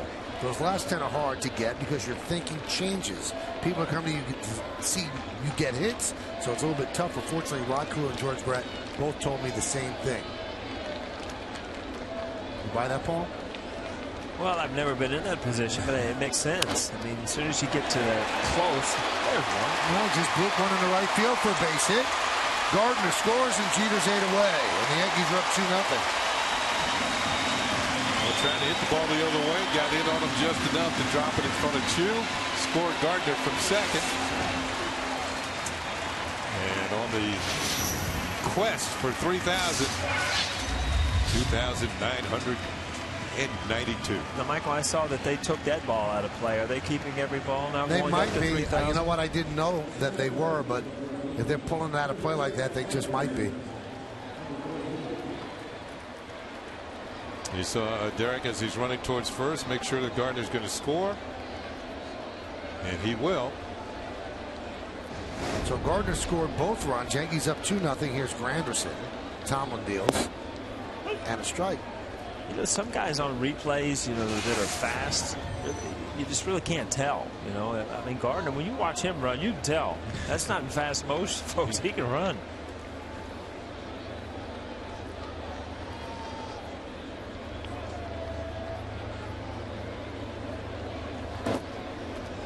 Now, you were a good base runner, Paul, because you were the oldest player ever to get 20 stolen bases. And then you said, that's it? I got 20 stolen bases, I'm retiring. I've had enough. I was more about stealing bases on pitches. You know, I would try to guess on breaking balls and things like that. Because obviously I didn't have the speed like Gardner or somebody like that could outrun the ball and just have to have a great jump. Pitcher didn't have a good move. Yeah. I mean, there were some pitchers that, you know, slide step pitchers, things like that, that you didn't even think about stealing bases. I mean, it just don't give you much of a chance.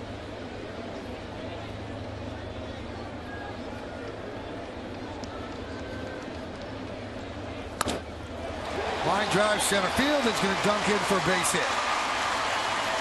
A double, a single against Tomlin. Yankees set up for the heart of the order.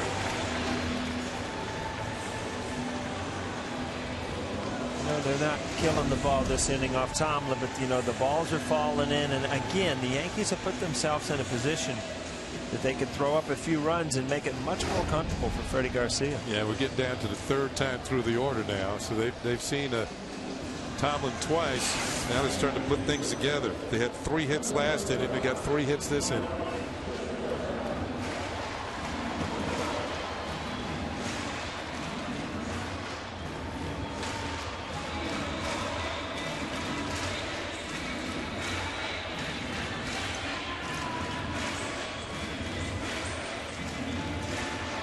This is the second time the Yankees have faced Tomlin. First time was his major league debut, and he did great. 3 hits and just 1 run. Didn't walk him better, and lasted 7 innings. He got the win.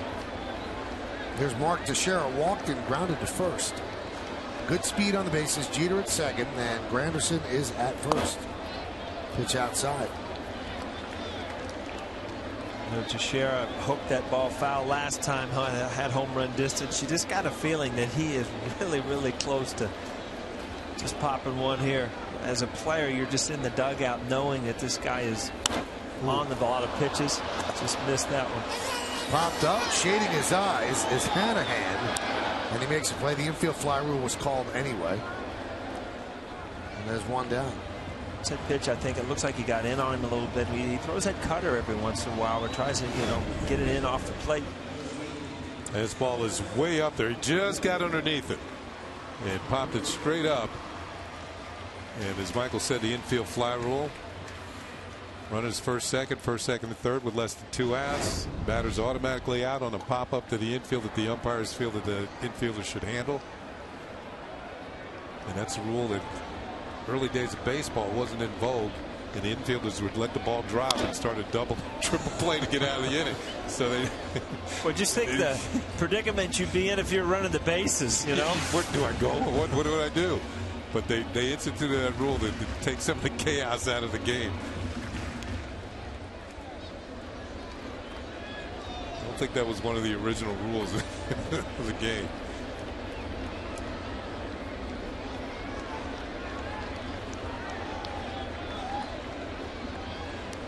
Alex 1 for 2 today. Tomlin's 0-1. 0-2.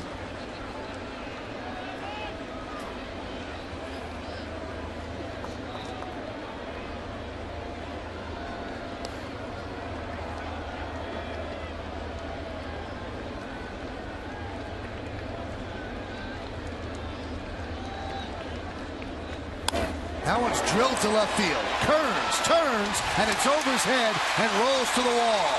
Jeter scores. Granderson rounds third. They're sending him home. He scores. It's a 2-run double for Alex Rodriguez, and the Yankees lead 4-0.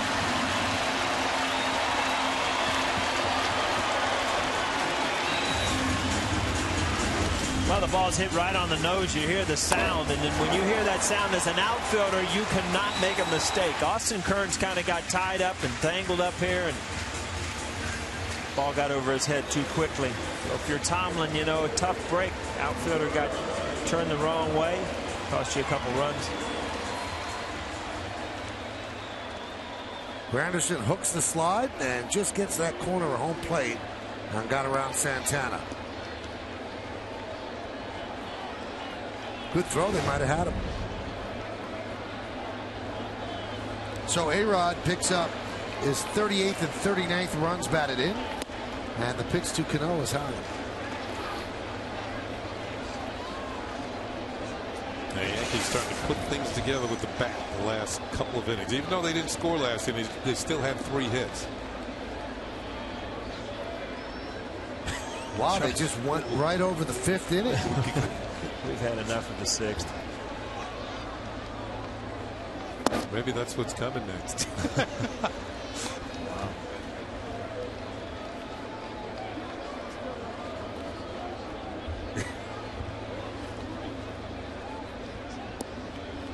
All fixed.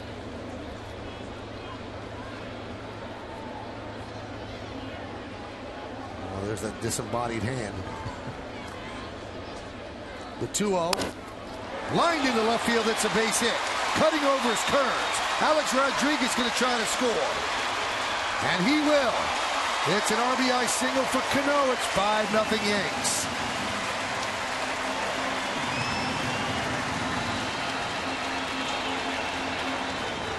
Last time up, Cano hit a rocket to the center field of Brantley. Didn't get a payoff because it was line drive out.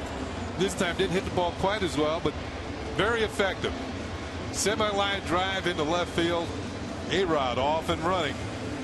And he's going to come in to score the Yankees' 4th run of the inning and 5th of the game. Tim Belcher wants to have a talk with Josh Tomlin. This copyrighted telecast is presented by authority of the New York Yankees and may not be reproduced or retransmitted in any form, and the accounts and descriptions of this game may not be disseminated without the express written consent of the New York Yankees. So a long conversation, and Belcher finally departs.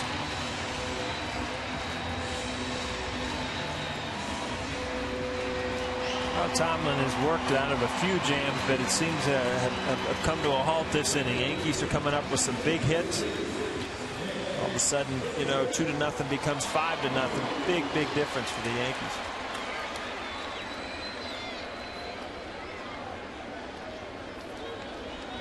There's Nick Swisher. Infield single on a bad hop in the 4th inning. Before that, grounded to first. And the infield single was toward first as well.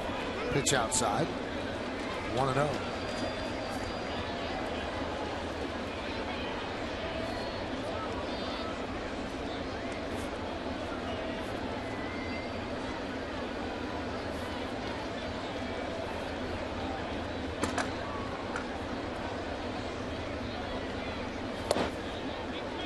Pitch is high. See, Tomlin started out the game, everything down in the zone. Now you see, you know, he's starting to struggle a little bit. See the bullpen up. Ball starting to get up around the waist.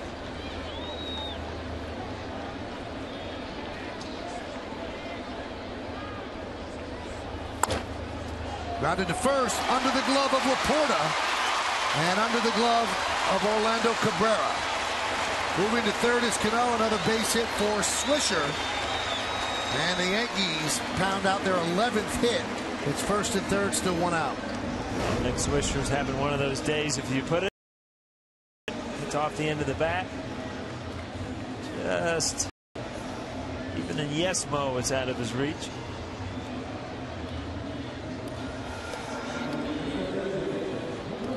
Yeah, I think sometimes we get spoiled watching Teixeira play because that appears to be a play that he makes quite often. And you see the difference between Gold Glove position at first base and other teams that come up a little short. Good hustle by Cano to get to third base with 1 out. Taking some deep breaths there. Here's Jorge Posada, 2 for 2. Allen is lofted to left center field. Kearns makes the catch. Tagging is Cano, and he will score. It's a sac fly for Posada, and it's a 6-0 Yankee lead.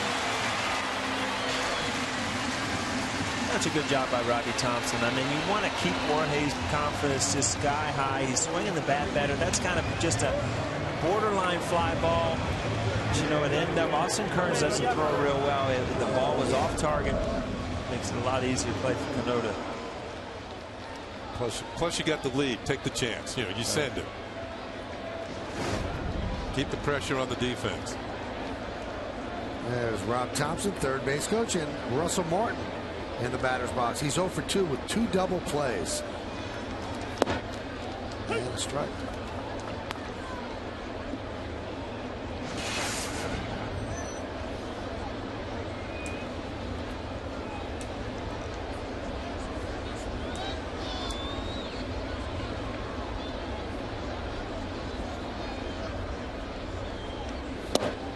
And there's a strike.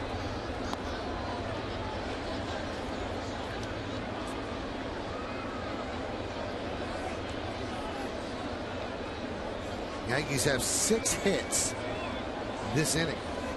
They've got 12 hits overall.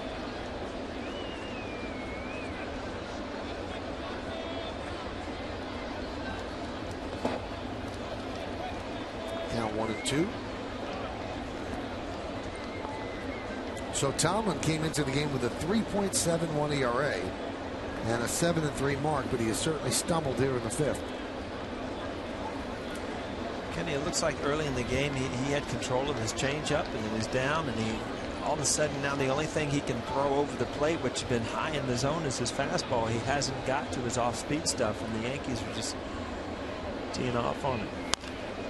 Another ground ball by Martin. You can see he's just not right at the plate, and he grounds out. But the Yankees might have put this one away. They get 5 runs. Good day for Brett Gardner. A double in his first at bat and a run scored. Then another double, and then Derek Jeter chipped in. He's 8 hits away from 3,000. Yankees up 6-0.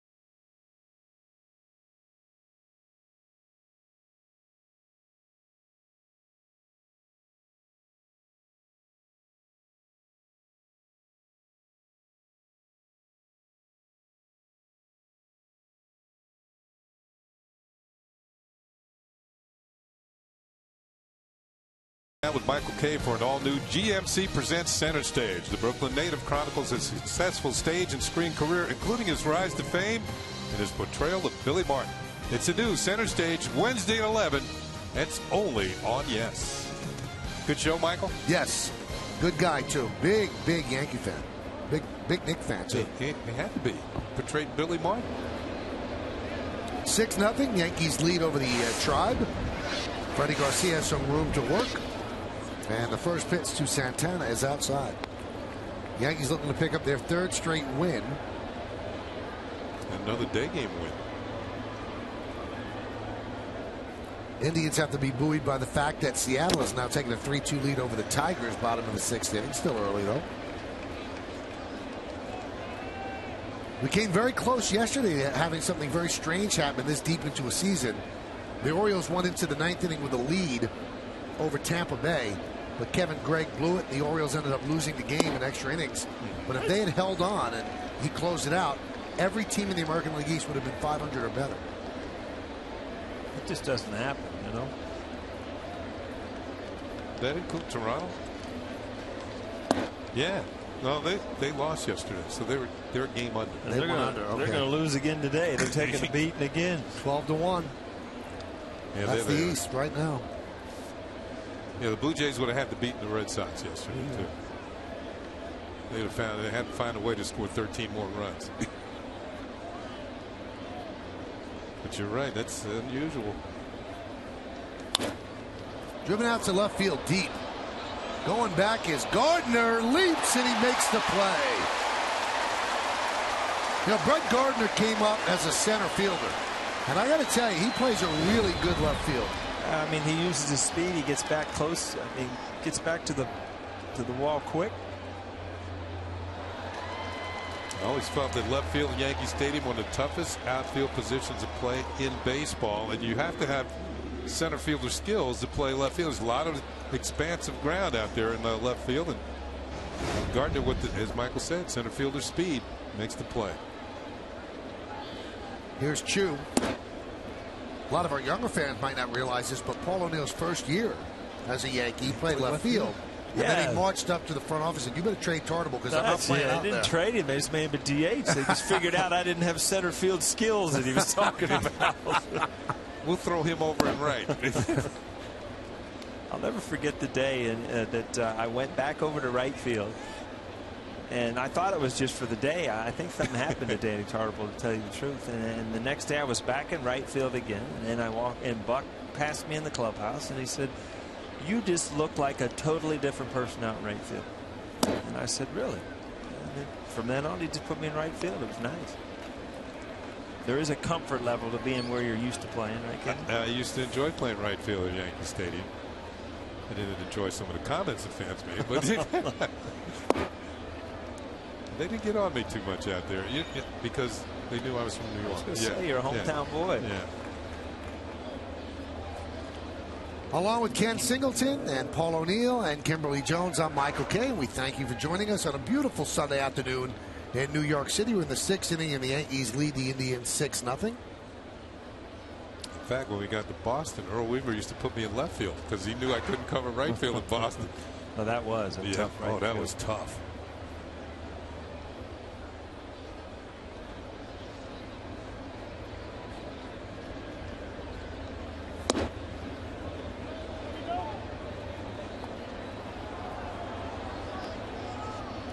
It was the Sun Field out there in right in Boston too. No fun. That's one of the more historic plays in Yankee history. Lou Piniella reaching out in that 163rd game blindly. I think it was Jerry Remy's base hit. Didn't even see it, but somehow guessed where it would be, and it hit the glove. I remember Jim Rice getting a triple on a ball hitting something that I couldn't find. Now they want to go out and talk with Freddie Garcia.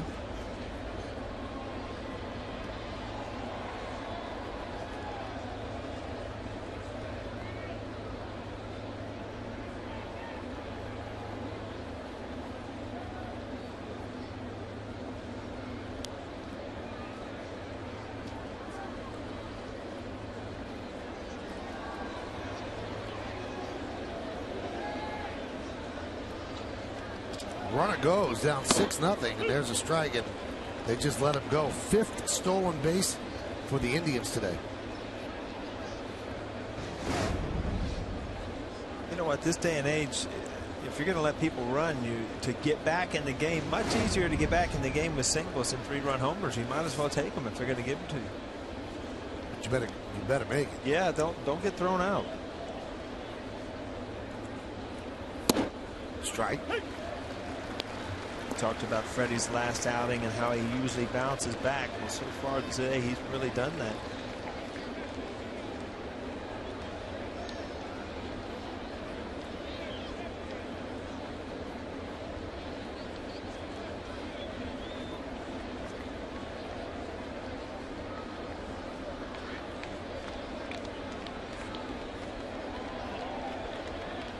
Swing and a miss. And Laporta down on strikes. He's 0 for 3. Nice job of changing eye levels, huh? Well, you can just tell these Cleveland Indians are just buffalo with men in position, scoring position. You see this awkward swings. They're just trying to force it to happen. Ball's out of the strike zone.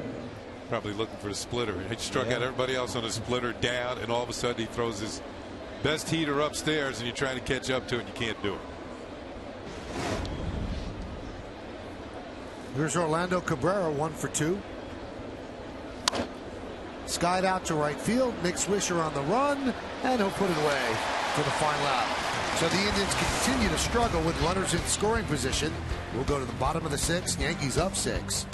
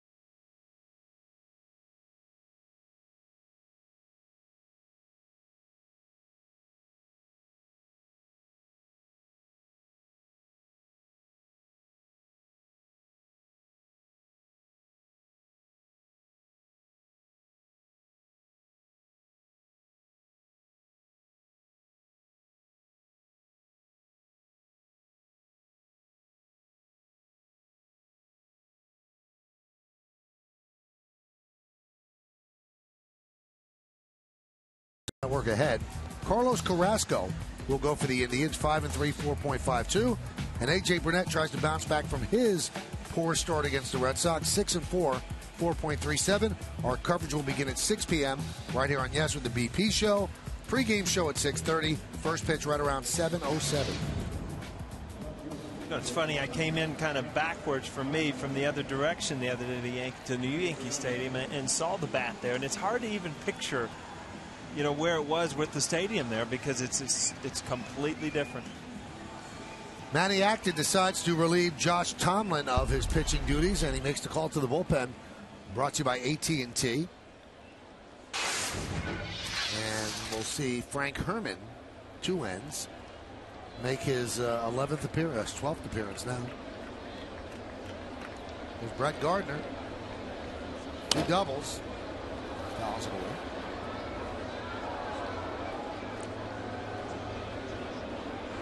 Tomlin and Masterson looking in different directions.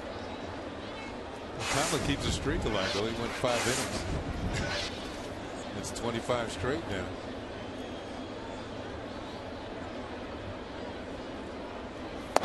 Pitch high.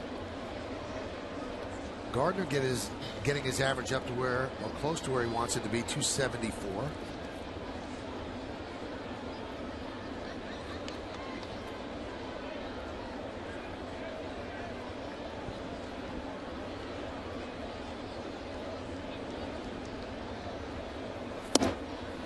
count 2-1.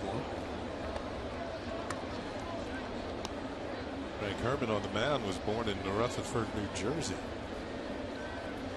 And eventually went to college at Harvard. He's pretty smart then. Those smart fellas? Yeah.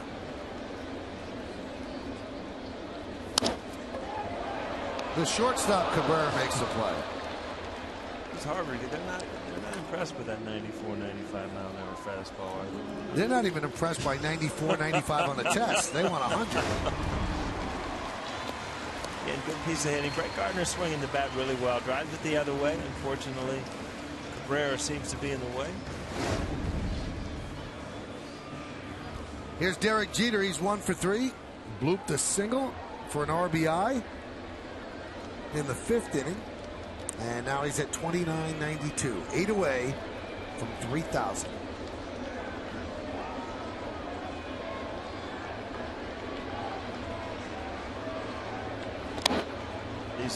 This is where you can, I mean, you look at the game score, you're up 6-0. These are where there's the bats, you know, as a fan, you can just watch his at bats and try to enjoy him trying to, you know, squeeze out these last ones leading up to 3,000. He's got Hanahan very deep at third, but I don't think he'd want to bunt with a 6-0 lead. No. Doesn't look too good, huh? 95 miles an hour.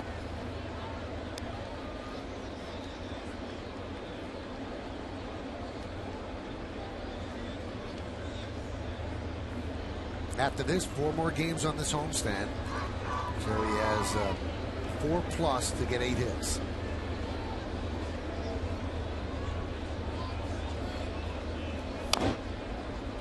That's tough there. That ball running in on your hands.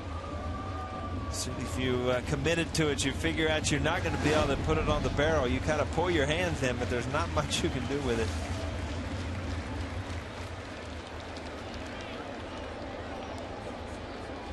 Derek is a .342 lifetime hitter against the Indians. 10 homers and 65 ribbies. His rookie year, his first game in '96 was against the Indians at what was then Jacobs Field. And you knew he was something special. All eyes were on him. Rookie shortstop, and he gets a home run off Dennis Martinez, and then made a great over-the-shoulder catch in short left field. And that turned out to be his signature play as a shortstop. It's funny because you look back at certain things that look like so long ago. That does, and then you remember him in that game. That doesn't seem that long ago. Got a brand name, El Presidente. Swing and a miss. Jeter down on strikes. Dennis Martinez went on to win more games than any other Latin pitcher. There's that fastball. Derek, look back. What happened to this one? Yeah, that's you don't see a fastball with that kind of movement. It didn't really sink. That just sailed sideways about 3 feet, especially at 95 miles an hour. Here's Curtis Granderson. He's 2 for 2, but they've kept him in the ballpark. Pitch outside. Scored a run. Drove in a run. By the way, Toronto's only run today with Bautista at a homer. So he's now in the lead. Back on the board, huh? Hadn't hit one in a while.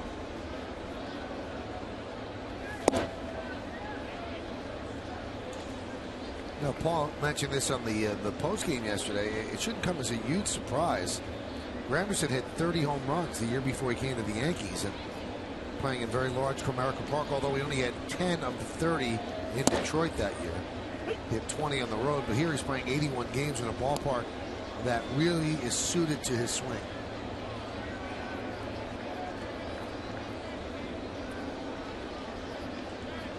He didn't hit his 20th last year until late in September. Now we're not even in the All-Star break and he's at 20.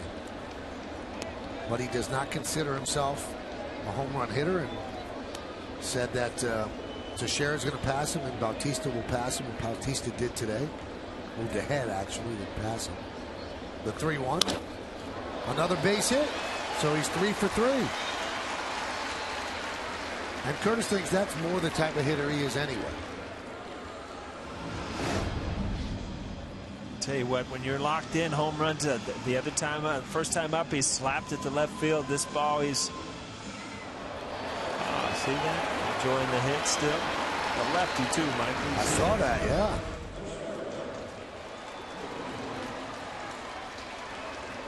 Here's Mark Teixeira 0 for 2 with a walk. Shift is on. 3 infielders on the right side. Count 1-0. 6-0 Yankees as they try to win their 3rd in a row.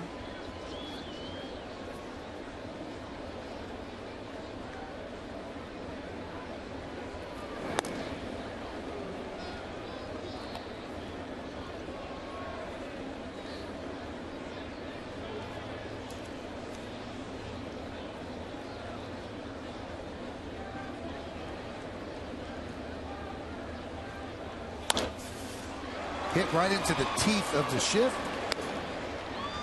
And that will do it here in the 6th. No runs, a hit, and 1 man left. Let's go to the 7th. Yankees up 6-0.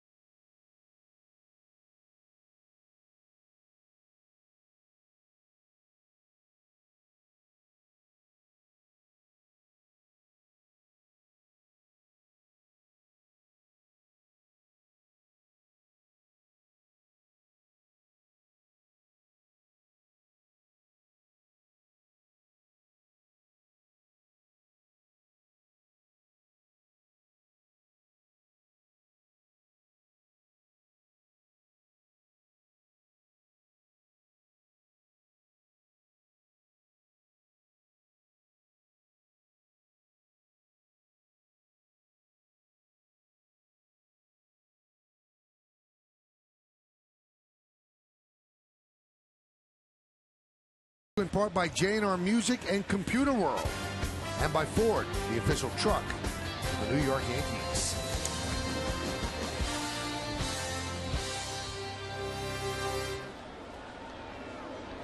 Cadillac scoreboard, 6-13-0, leading 0-5-0. Ballpark looks great from above. And Austin Kearns will lead off against Freddie Garcia, who's looked pretty good over 6 innings, 5 shutout innings. Well, check that, 6 shutout innings on 5 hits. Kearns could not hold up. You cooking tonight, Michael?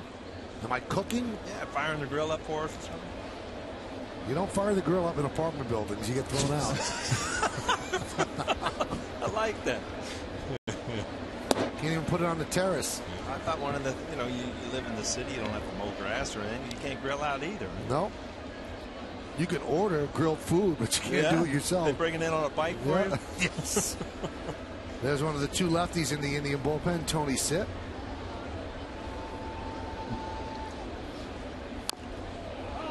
Now we have to follow up because everybody, always wonders about Frank and Mary. How was dinner yesterday? It was awesome. Sitting at the top floor, looking out. It was a little foggy for my liking, but the food was excellent. Frank and Mary's company is good as always. They ask about you, by the way. Really? Yeah.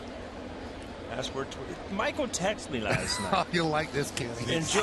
Enjoy your time with Mary and Frank. I said, hey, I get a couple extra seats. was too late. I said it was too late, Pally. Yeah. I wondered that. Was that supposed to be a Polly misspelled, or what was that? No, it was Pally. Pally? Like too late, buddy. Michael went to the movies last night. I went to dinner in a movie. So did Jody. I didn't do it alone. It's much more fun going with somebody with dinner in a movie than the old days, isn't it, Michael? Yes, very much so. Dinner in the old days.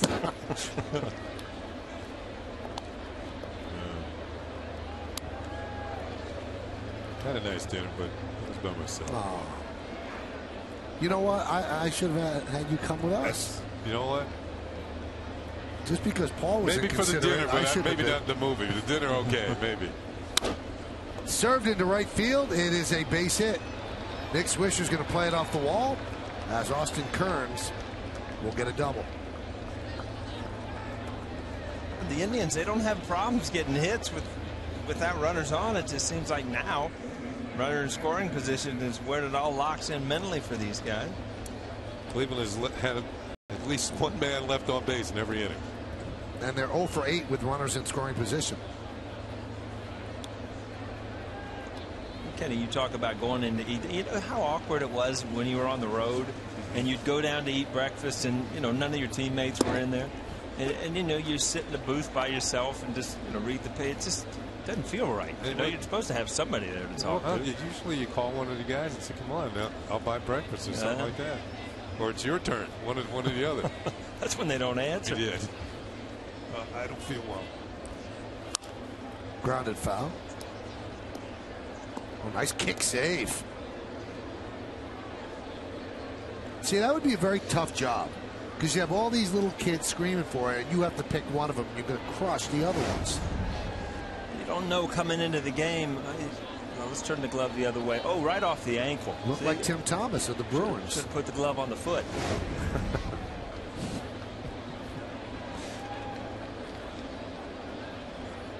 The 0-2. High. Yeah, we need to work with him a little bit, Kenny. Get him down on the ball a little bit more. Maybe down on one knee.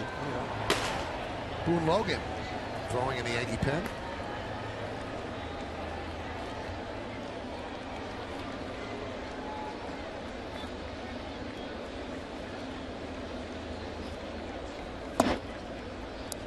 Count 2-2.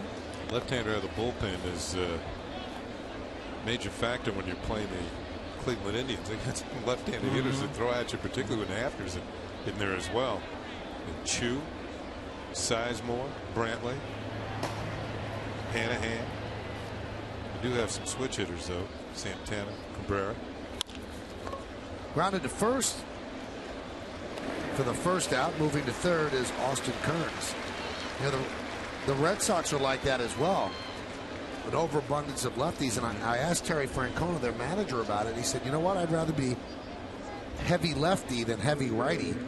He said, because there's a lot more righty pitchers than lefties. And you know, my argument about that, most righties seem like they hit righties because that's all they see. I think you could neutralize some lefties with left-handed pitching. With a good left-hander. Right. I mean, you can have an average guy out there and lefties will take care of, but you throw a CC Sabathia out or Cliff Lee, guys like that that are top shelf lefties, they'll shut down the left-hand lineup. Cleveland Indians, I was reading in the notes today, one of the few teams in all of baseball, if not the only one, I forget. It's the only one.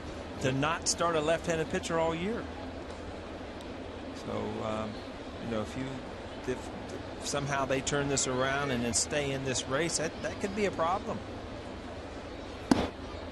Now, I was talking to some Indian people, and I said, would this team be willing to add salary if they're close, if they stay in it? And I was told that they would be, but they are not willing to trade all their young kids in the farm system because this was not the year they were supposed to compete. It's either supposed to be 2012 or 2013, and they're not going to sacrifice their future to make a run at it this year. Fans have not responded as well as they would want. That's a place that used to sell out every single game, 455 games in a row at one point. They've got about 20,000 coming there on weekdays, about 30,000 on weekends. Well, Michael, you and I were part of that run when they were going through those sellout. I mean, that was an exciting place to go in and play. Great place. Great place.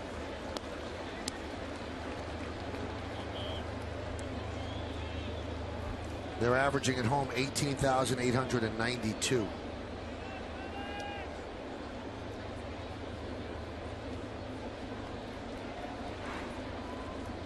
I was talking to Tom Hamilton, the radio broadcaster for the Indies. The economy in that area is very, very bad. That one is grounded to first. They're going to get a run in.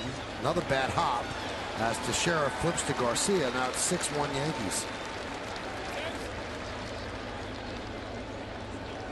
Still not a hit with runners in scoring position, though. That the run scores on the ground ball. Teixeira stays with this hop. We saw what happened to Laporta. And flips it to Garcia, covering seconds consecutive play. Garcia's had to get over there. Also, Tom was telling me they just had a Kenny Chesney concert, and he is loved in Cleveland. They only drew 25,000 people. Wow. That has to be economy direct. People just don't have the money to go to things like that. As Drupal Cabrera gets his third hit of the afternoon. So the Yankees had held him down 1 for 10 before he doubled in the third, but 3 straight hits.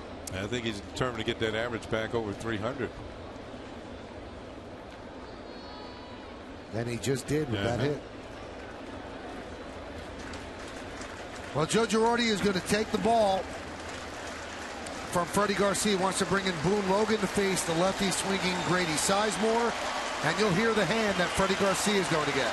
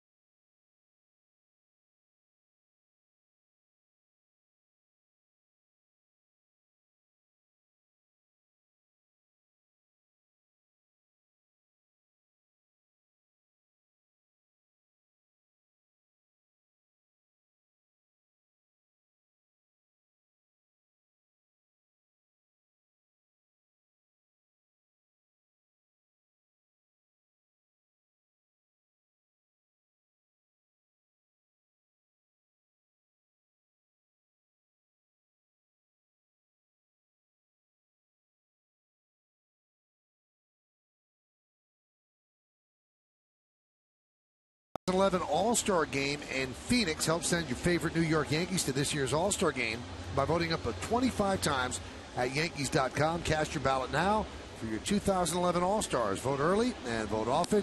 Vote today at Yankees.com. Freddie Garcia. Who would you vote for on the Yankee team right now? Granderson. Teixeira. I guess there aren't any catchers having great years, so I guess I would consider Russell Martin. I think several Yankees are leading at their positions. Yeah. I think Cano is the second highest vote totals. And he hasn't had a great first half. And he's been okay. I think he's only behind Jose Bautista. I mean, do you celebrate the 3,000 hit for an All-Star thing? Is that? It's a good question. I think Jeter's leading in voting. At least he was. Boone Logan takes high. So runner on first base, 2 outs. So yesterday Colon went 6 2/3. Today Garcia goes 6 2/3. Cologne could have gone 9 yesterday if he didn't get hurt. 1-0. People around the Indians were just amazed that it seems like 2005 again. He was impressive yesterday, and we kept going over how he was doing it. And I literally remember one slider. It was a 2-seam fastball and a 4-seam fastball on both sides of the plate, and that was it. And he was put on the DL today, 15-day DL, strained left hamstring, and he said he's going to be back in 15 days. We'll see. Yeah, I don't know how. You know, if you're, that's his landing leg. So I don't know how you could keep your arm in shape if you have to stay off your landing leg for a while. You know, if 2 weeks to get your leg back, then have you lost your arm strength? So it's a matter of if he gets to a point where he can throw and let his leg heal and still keep his arm in shape. So Luis Ayala getting ready, the 3-1. And that's the problem with Boone Logan this year. You come in to get lefties, you can't walk that lefty. And that's what he does with Grady Sizemore.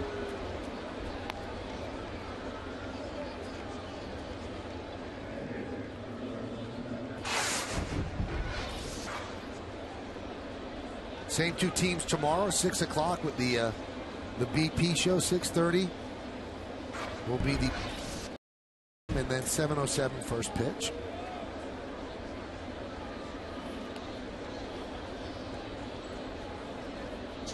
And here is Carlos Santana.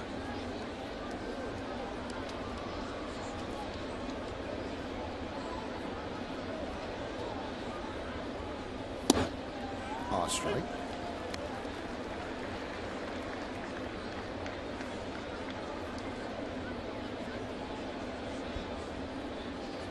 Santana's been as far as batting average is concerned, a lot better right-handed this year.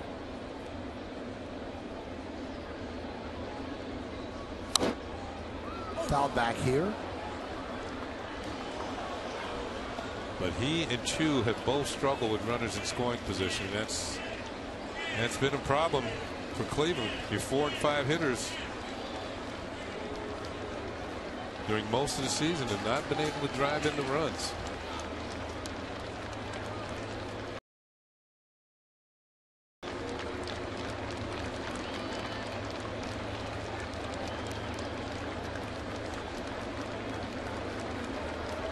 Six 1, Yankees lead, top of the 7th. 2 on, 2 out, the 0-2. Grounded to Alex Rodriguez. He'll go the short way, get the force, but the ball is dropped. Everybody is safe. I don't know if Robbie didn't look that into his glove or if it was a poor throw. We'll take a look on the replay. I think the throw. It's going to be an error on the throw by Alex Rodriguez. Let's see. Yeah. Cano would have had to leave the bag to come up with the throw. You can see he's reaching. He still has to stretch even further. Foot comes off. So even if he caught the ball, the runner would not have been out. So it's going to be E5 on the throw. And now it extends the inning. I still think he could have caught that. It looked like he caught it on the heel, not the webbing. He would have caught it, but his foot wasn't on the bag. But if you watch that replay again, I think he misjudged where the ball was.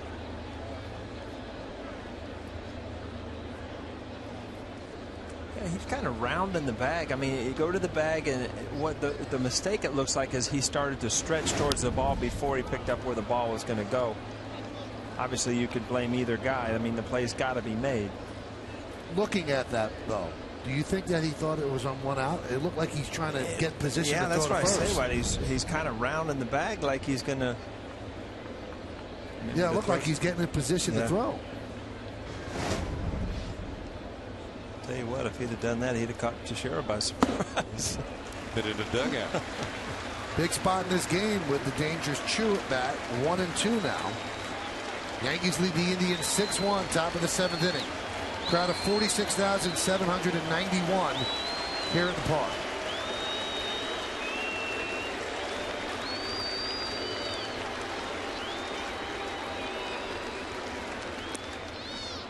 Blocked by Martin.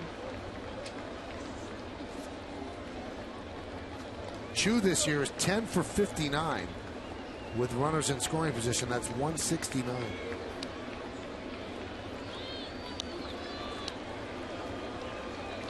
Got a lot of game on the front of that uniform. Been rolling around in the dirt. The 2-2. Line drive right at Jeter. That'll do it. But the Indians get 1 run on 2 hits, 1 error, and the bases are left loaded. At the end of 6.5 innings of play, it's time for the 7th inning stretch. Yankees are leading this one 6-1. We're going to stay right here to honor America in the Bronx. Offer a moment of silent prayer as we remember the servicemen and women who are serving our country at home and around the globe. Thank you. Now join in Kate Smith's rendition of God Bless America.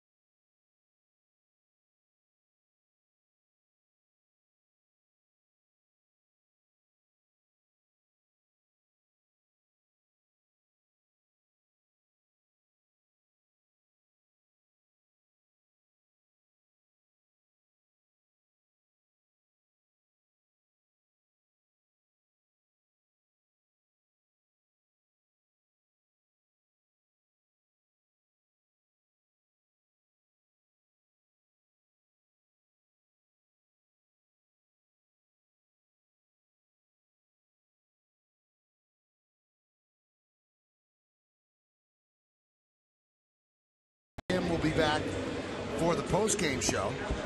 Alex Rodriguez is going to lead off here in the bottom of the 7th. Check this out. He has 2 homers in the series, which give him 31 against Cleveland. So Alex has 30 or more home runs against 11 teams, and he's just missing against the Yankees. He had 28 against them. That's amazing. 68 against the Angels. And Alex leads off here against Tony Sipp. There's a strike.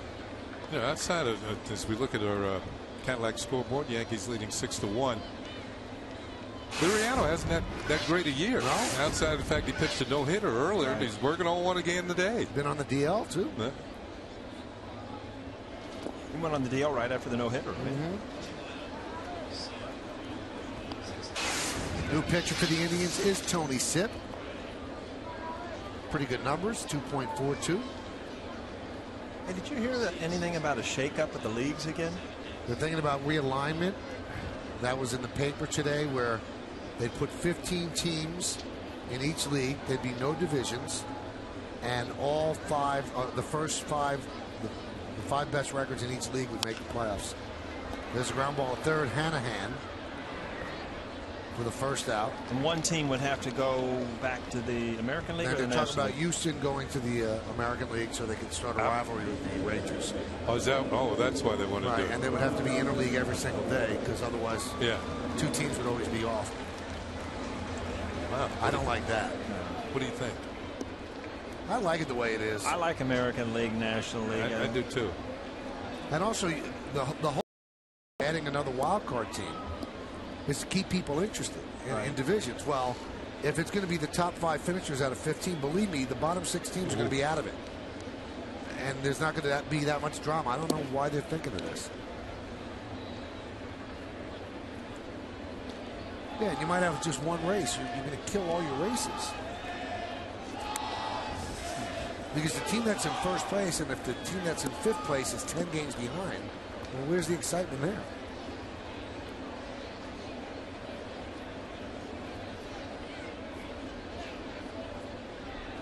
The 1-0. 2-0.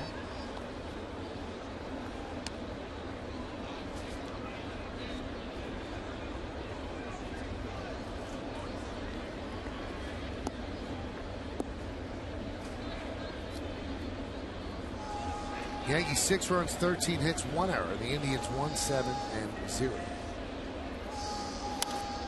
Foul back.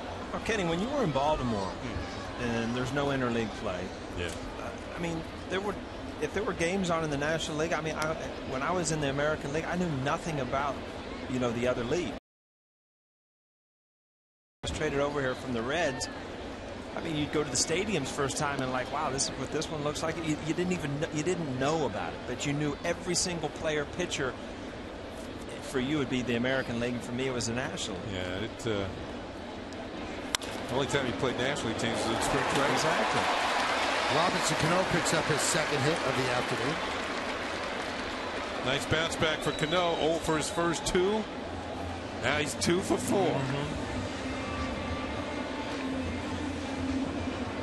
Aerial coverage today provided by Goodyear. Everything Goodyear has learned of making tires that go the distance inspires what they roll into yours. Great shots.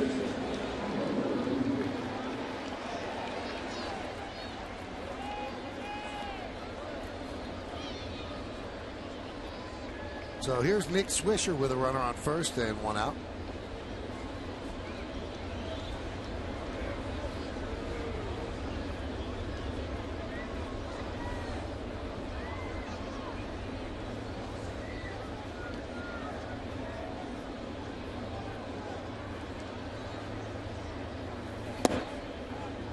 Strike. Swisher is 2 for 3. He pulled all 3 at bats, and one he got a lucky bounce that almost took off the head of Laporta. They scored it a hit, and then he just sneaked one through the right side for a base hit. The other time he grounded out to first. So he's up to 225. Check swing. He goes 0-2.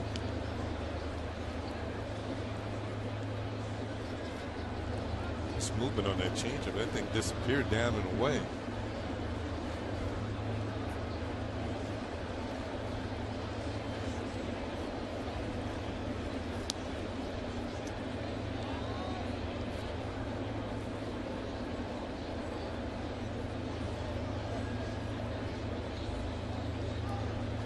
The 0-2.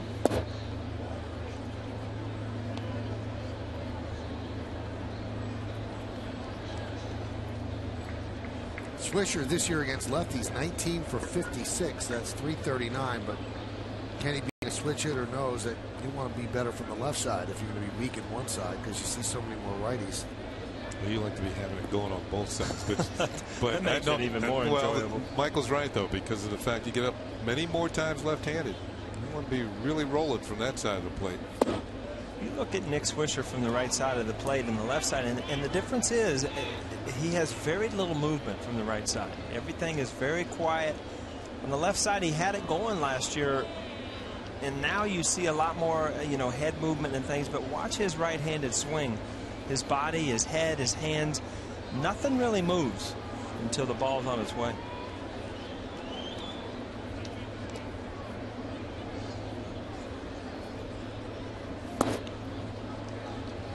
Swinging from the left side this year. He was against right-handed pitchers. He's 20.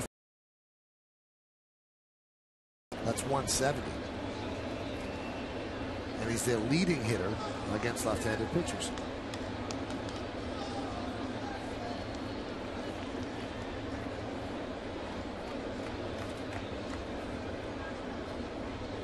Cano leads off first.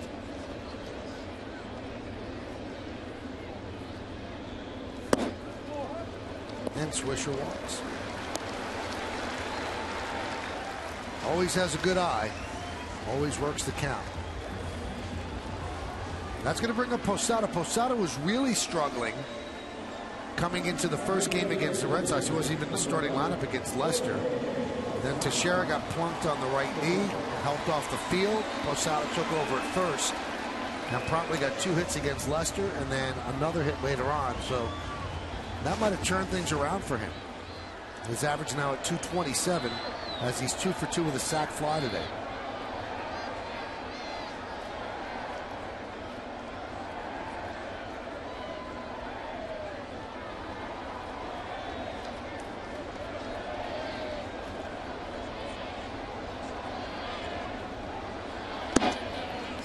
Looking up at the scoreboard there, it says even with his struggles against left-handed pitching this year, he's career 292 hitter against lefties.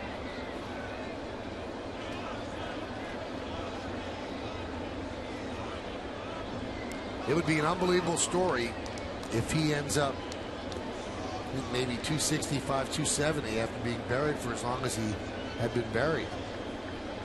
And things seem to turn around after that fateful night against the Red Sox their first time in, when he didn't want to play when he was batting 9th and took himself out of the lineup. But since that point, he's hit over 300.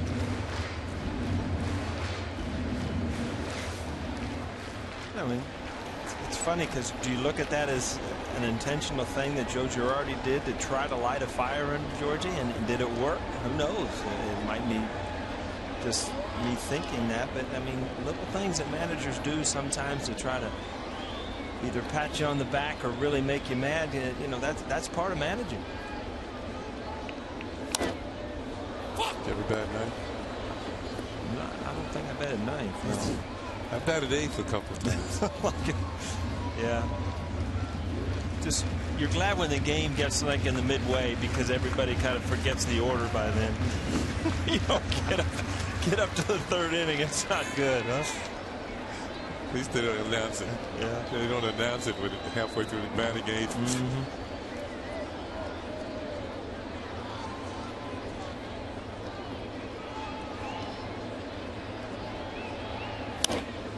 High pop-up.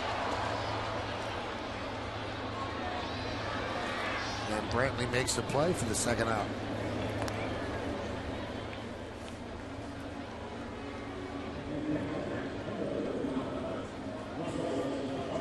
And that's going to bring up Russell Martin.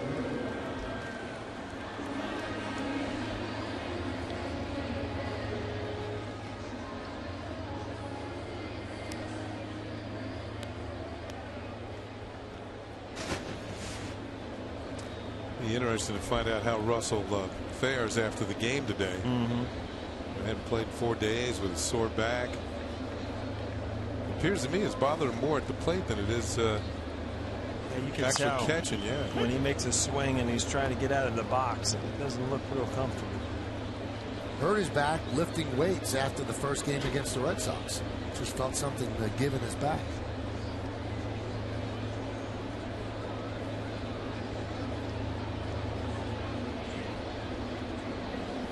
Paul, why do they lift weights after the game? What's the purpose? A lot of the guys, I mean, that was the old school that thought you'd lift it after the game to try to get your weights in. But, you know, towards the end of my career, like I've said many times, you got on a routine, especially on the road, where you'd lift in the mornings and rest all day and be fine. But, you know, lifting after the game was very tough because you're tired. And if you had a bad game, the last thing you want to do is going in there and lift weights. But lot of catchers and pitchers like to do stuff after the game because obviously you can hit your legs hard and you'll recover by the next day. You get your workout before the game, Michael? Usually before the game. Yeah. But on a day like this, it'll be after. You take Sundays off, though. That's right.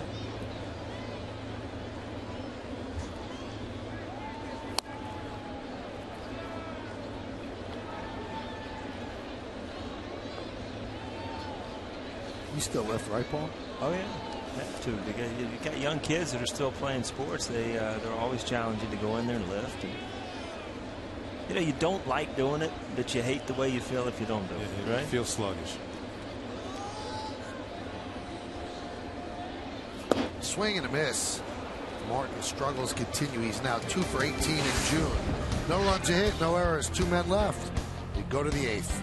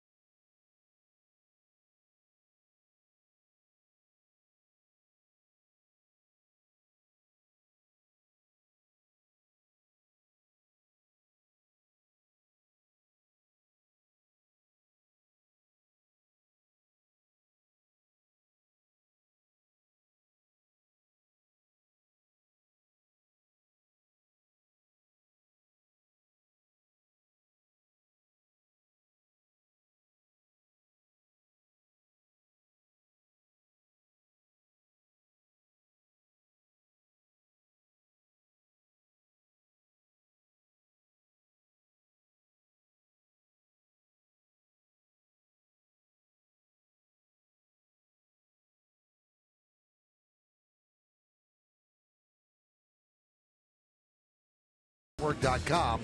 Here are today's candidates. Number 1, Freddie Garcia. Number 2, Alex Rodriguez. Number 3, Curtis Granderson. Number 4, Brett Gardner. You can vote now. You can make your voice heard. And, of course, standard text messaging rates apply. This is an important inning for the Yankees. Now, you said, well, they're up 6-1. I get it. But their pitcher is going to be Luis Ayala. Luis Ayala, with the injury to Soriano and Java and Feliciano, has to pitch well because he's that third guy after Robertson and Mariano. He's going to have to pitch some important innings. And so far, he's done nicely. 14 strikeouts at 18 in the third inning, 16 hits allowed. Maybe a few too many walks for 18 in the third innings, but now's his chance to step up. Good sinker, good slider. Hyundai scoreboard has the Yankees up 6-1.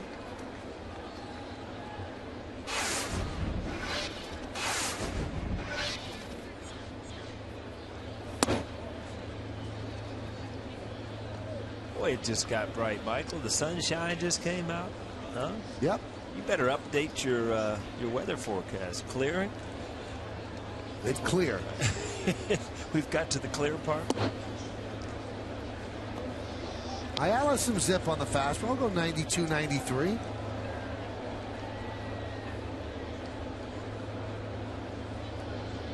New right fielder for the Yankees, Chris Dickerson, and he was activated today. It was a line drive base hit.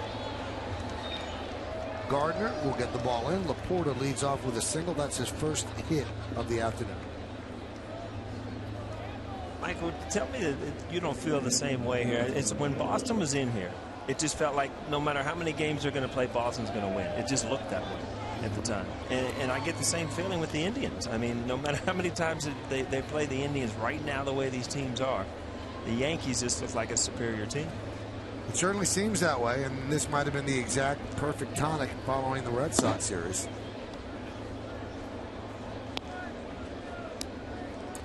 Cleveland was already struggling when they got here. They had lost 6 out of 7 on a homestand. There's definitely teams that you always feel like you can beat, but there's also teams that you just catch on a good week or a good month where they're just not playing well. All right, on that 4 out of 5 championship roll, what was the team that you guys never thought you'd lose to? You know, funny enough, the Atlanta Braves. I always thought that they felt like we were going to beat them, and we did when we got to the World Series again. And Baltimore, we had some years against them that just worked out well. Cabrera grounds into the 4, 6-4. But the one team in that mix, and still in that mix, is Anaheim. Against the Yankees.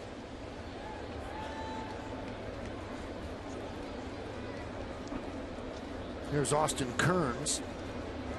And the funny part is they still do pretty well. And a lot of it has to do with their manager, Mike Swisher, one of the best managers in the game. Really knows his ball book.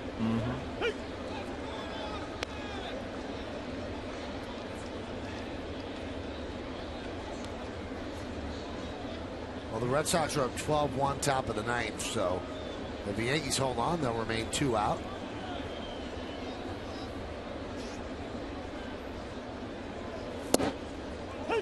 And a strike. There's an example of that movement on the fastball. There's a lot of late life. Knee high through the zone.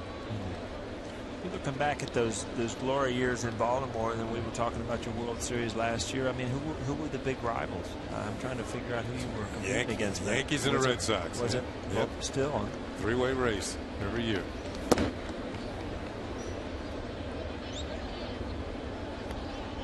Count 1 and 2. 6-14-1 for the Yankees. 1-8-0 for the Indians.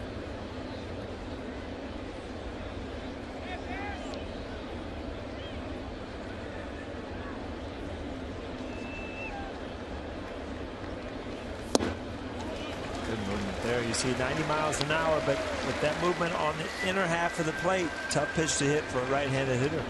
Running right underneath your hands. Watch the movement on this pitch. Right underneath. You know, back in those days, Paul, there was no wild card. Yeah, you wanted it or not. You saw the grip on that, the two-seam fastball. That's how you get that movement.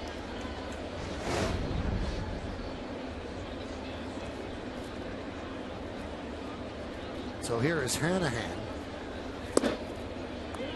There's a 3-game hitting streak going. Modest, but he's 0 for 3 so far today. He's shown a nice glove at third. He can really play defense. Spring training invitee. Remember him with the Oakland A's. Looped into left field. Gardner's there, and he'll put it away for the final out of the 8th. Good strong inning for Luis Ayala. 1 hit, 1 left. We go to the bottom of the 8th.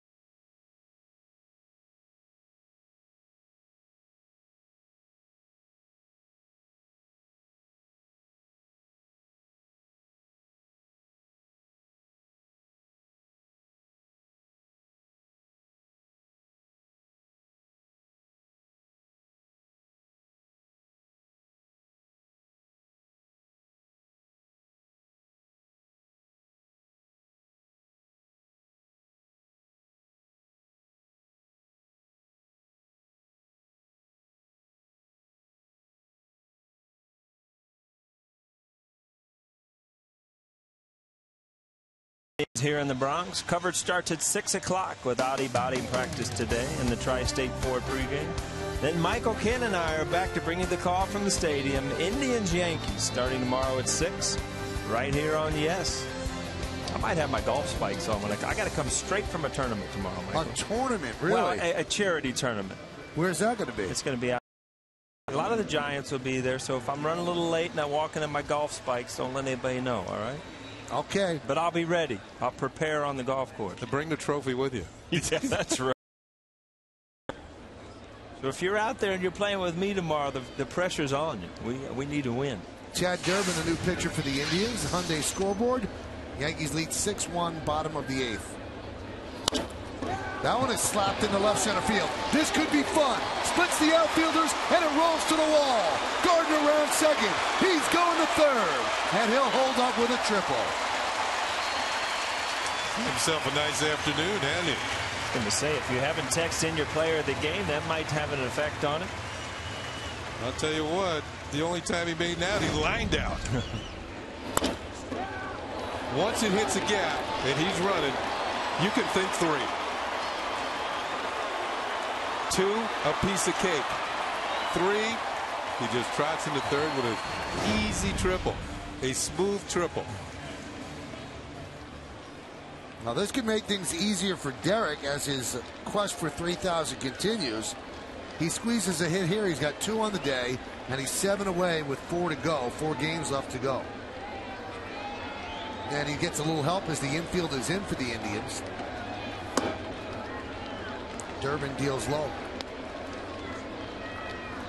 Derek blooped an RBI single in the 5th inning to right field. Hit number 2,992. Fly to deep center, fly to deep right, and also struck out.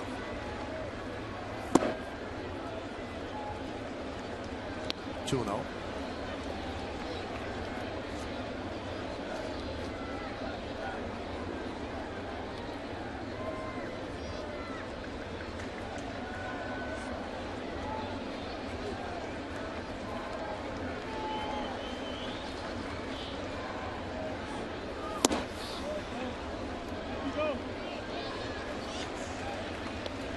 Mike Muchlinski says he held up.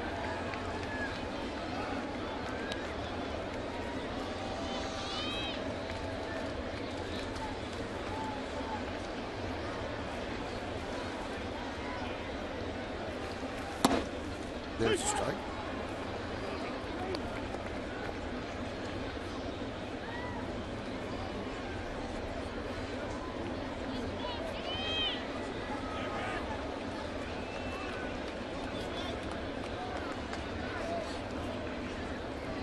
Durbin deals. Chopped over the mound, through for a base hit. Gardner scores an RBI single for Jeter through the drawn-in infield, and he is 7 away from 3,000. Imagine how much fun it would have been to hit with the infield drawn in every at bat. It's like Little League, isn't it? With a big league bat. 2,993 for Jeter. Another game tomorrow, then 3 against the Texas Rangers. Here it is, and Cabrera can't get to it. Neither Cabrera could have gotten that one. And the Jeter family watches that ball get through.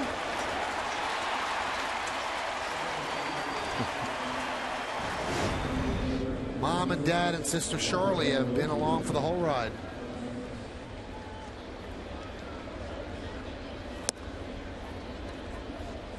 There's a pinch runner for Derek as Eduardo Nunez takes over.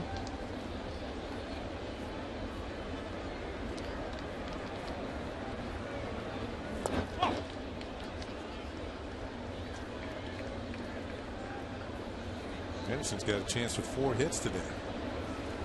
Those are always good days. Yeah, those days don't come along very often. That one gets away as Nunez heads to second.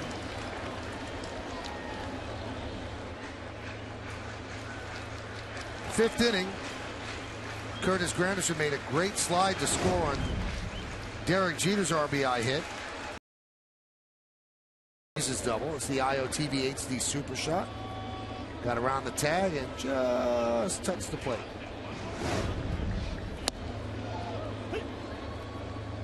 Strike to Granderson. Yankees lead 7-1.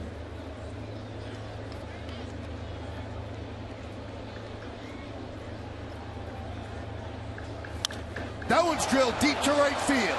Giving chase is Chu. He can't get there, and it bounces into the seats for a double. Scoring will be Nunez. Granderson 4 for 4, and the Yankees lead 8-1. It's called being locked in.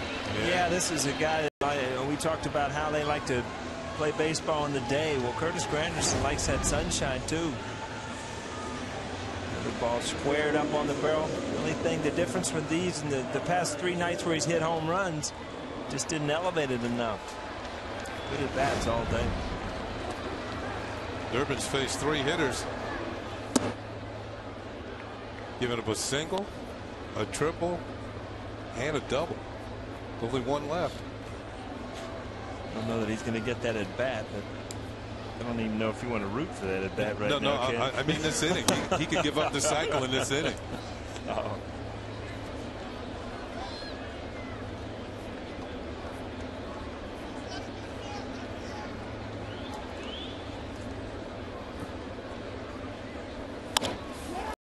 High fly ball, right field.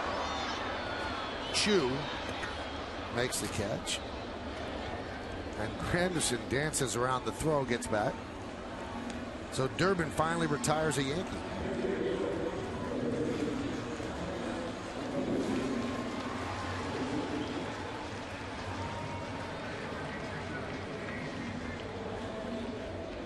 Yankees have a season high 17 hits in this game. Previously they had 16 on April the 8th at Texas. 2 from Jeter and 2 from Posada and 2 from the guy at the plate, Alex Rodriguez, who fouls it back.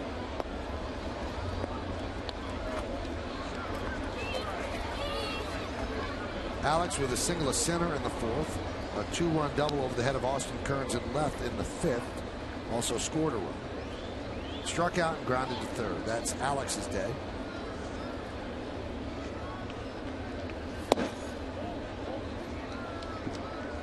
Got 39 ribbies and 13 home runs. His average at 284. Joe Smith warming for the Indians.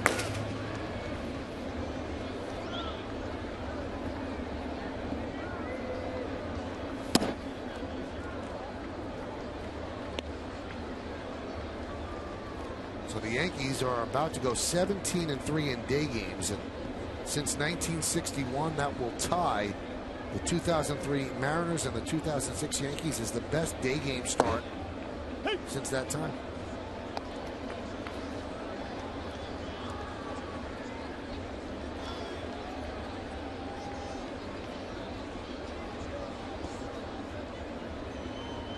Michael, can you imagine baseball when it was all day games? I just can't fathom that. It's kind of all we know, but yeah. All day games. A lot of the fans making their way to the 4 and the 6 and the D. How about the scheduled double headers? Line drive, base hit. Granderson will score. 3rd hit for A-Rod. His 40th ribby, and the Yankees lead 9-1.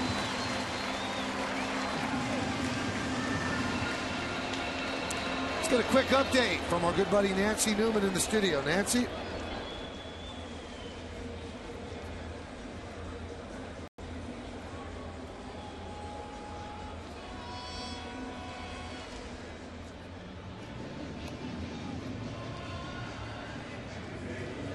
Thank you, Nancy. Sometimes that does it. You bat too long and the pitcher kind of gets cold on the bench. Loses his rhythm.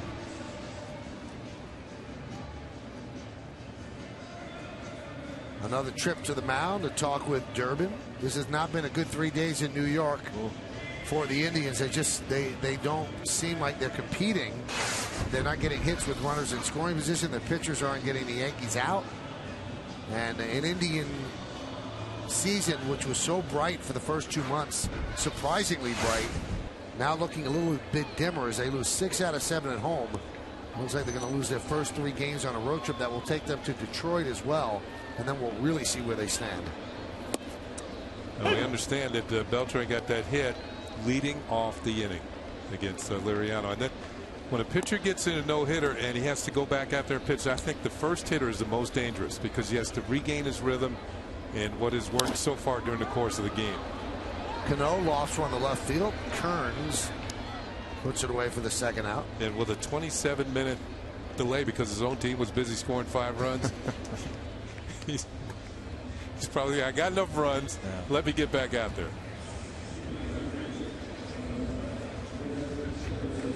Here's Dickerson. He took over for Swisher in the field in the 8th inning. So Swisher was 2 for 3 with a walk in the number 6 hole in the lineup. And now Dickerson will get his first hacks. He was activated today as the Yankees put 2 on the DL. Bartolo Colon and Amari Sani. They activated Noesi and Dickerson.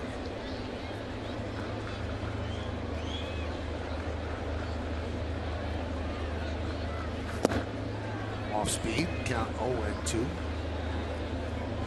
Now you might wonder, well, wasn't Dickerson just sent down? Doesn't have to stay down there at least 10 days. You do have to stay down 10 days unless there's an injury, and then that 10-day period is waived, and that's why Dickerson's being brought back up because of the injury. The 0-2. 1-2.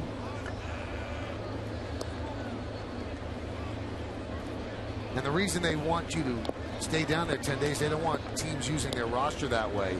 You know, if there's a lefty pitch and let's bring up 2 righties and then send them down the next day, they don't want that maneuvering like that. So keep them honest, it's 10 days unless there's an injury. 2-2.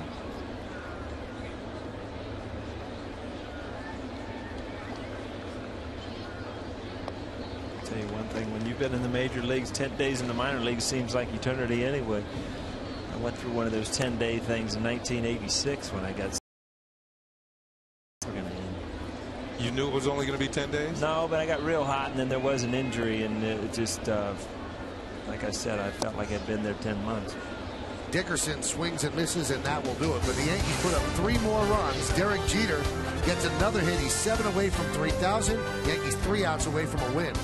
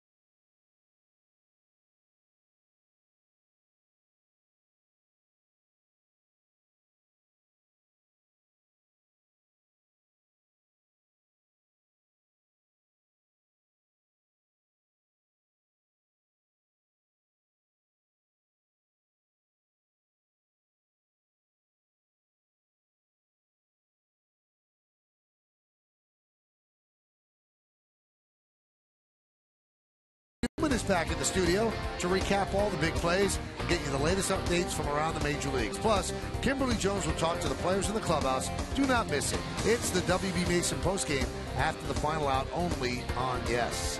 And following the postgame, a new edition of WB Mason Presents The Joe Girardi Show. A couple of changes for the Yankees. Francisco Cervelli will take over for A-Rod at third. The new shortstop is Eduardo Nunez. Remember, he had pinch run for Derek Jeter. And the new pitcher is Kevin Whalen. He made his major league debut a couple days ago and did not pitch well. And Joe Girardi got a laugh out of him. He said, your heart's going to be beating a little slower next time. Don't worry about it. So this is next time as Whalen deals a strike. He was very effective. He was closing games at AAA Scranton Wilkes-Barre. And the Yankees certainly think he's better than the way he looked the other day. There's the walks. I mean, he had 4 walks in his first appearance in 1 inning. It's tough, no matter what kind of stuff you have to pitch around that. And that was Friday. Came in for Ivan Nova. Yankees had a big lead, so they weren't concerned about blowing the game. But they did have to end up using Mariano Rivera in a game that at one point they led 11-2. Nice catch by a fan in the stands.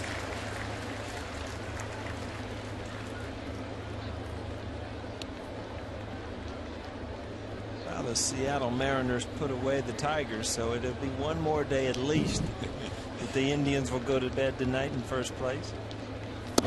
Strike 3. Brantley down looking.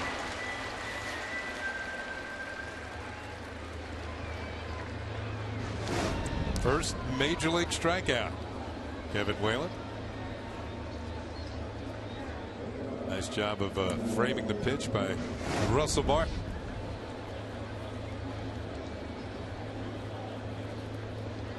Whalen at AAA Scranton 1-1, 18 saves and a 1.67 ERA and 25 relief appearances. He came over from the Tigers in 2006 in the trade that sent Gary Sheffield to Detroit. And a strike to Asdrubal Cabrera, who has 3 hits today. No thanks, Paulie. I want Kim's autograph. You know what? I do too. Don't worry about it there, pal.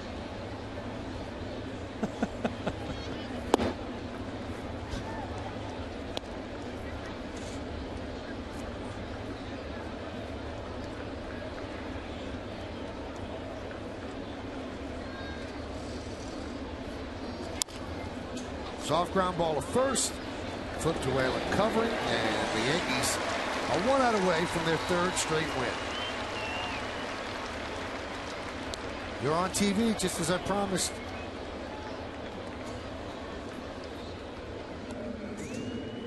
No shame, dude. 0. Here's Grady Sizemore.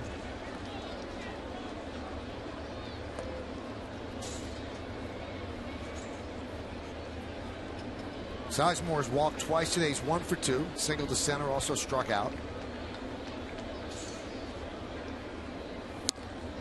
Inside. Using some of his leadoff skills. A couple of walks today. Well, Whalen was a catcher at one point. You can see the way he throws the ball almost from behind his ear. He's kind of got that catcher's release.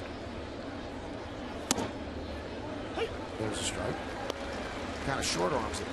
Hey, tell you what we talked about too. He also breaks the ball from his glove.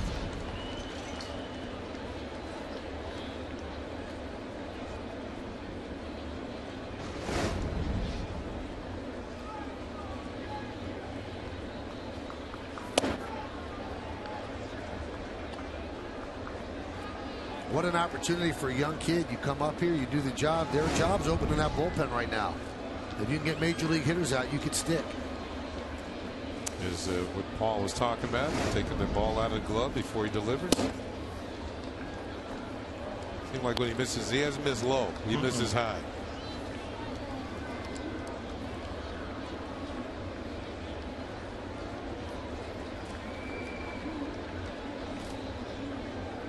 The 3-1. Pours it right in there. And the Indians are down to their final strike.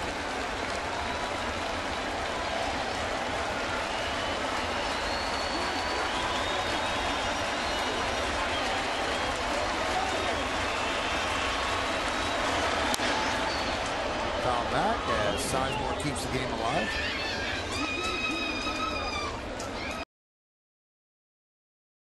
Michael, you got Miami tonight. We'll talk about tomorrow. I'm rooting for Dallas, but I think that Miami's going to win the next 2 games. Kenny? I'd like to see a 7th game, but I want Dallas to win. And I think their best chance to win is tonight. How about you, Paul? Yeah, I got Miami. We'll see. 3-2. Foul back. I agree with Paul that they Miami wins tonight. They're going to be really tough in their last game. I think obviously all the pressure's on Miami tonight. Isn't that what happened to the Celtics last year? They came down with a chance. They lost the last 2. Yeah. 3-2. Sizemore keeps it alive. That's what you didn't want to see. You wanted to see get away from the walks. The first outing you talked about was very tough with 4 walks. He came back with a strikeout, and then all of a sudden you see a fastball. It didn't go high, Kenny. It went wide. Wow.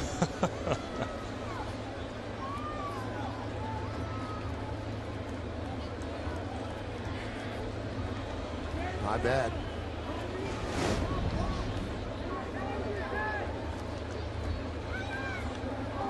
Here's Santana. And a strike.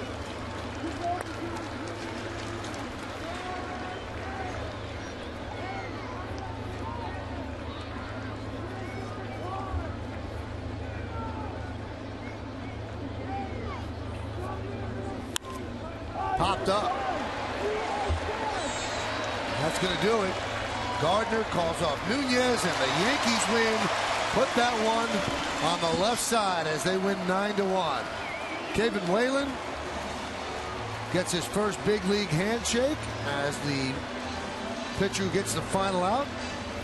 4 more hits for Curtis Granderson. He was outstanding. Derek Jeter got 2 hits. So did Posada. And Derek is just 7 hits away from 3,000, trying to get it done in this 10-game homestand. So the Yankees win this one 9-1, and you got to stick around for the postgame show to find out who's today's Chevy player of the game. Joe Girardi likes the resiliency of his team. After really getting beaten around by the Red Sox and losing 3 straight, they come back and they take the next 3 games, all 3 against the Indians, with 1 more tomorrow as they'll try to sweep a 4-game set. Well, we talked about Brett Gardner. He's standing with Kim Jones. Kim? Listen to this, Michael, Paul, and Kenny. He says he's tired. You've been doing a lot of running, Brett. Yeah, the last couple of days we've been running a lot, and today just a great team performance. Freddie pitched great.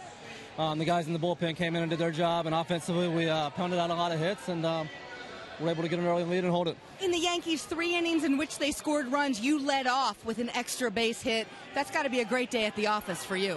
That doesn't happen very often for me. I usually hit singles, but swing the bat pretty well today, and like I said, hopefully we can keep it going and into next week. When you hit a triple like you did in your last hit, are you thinking triple right off the bat?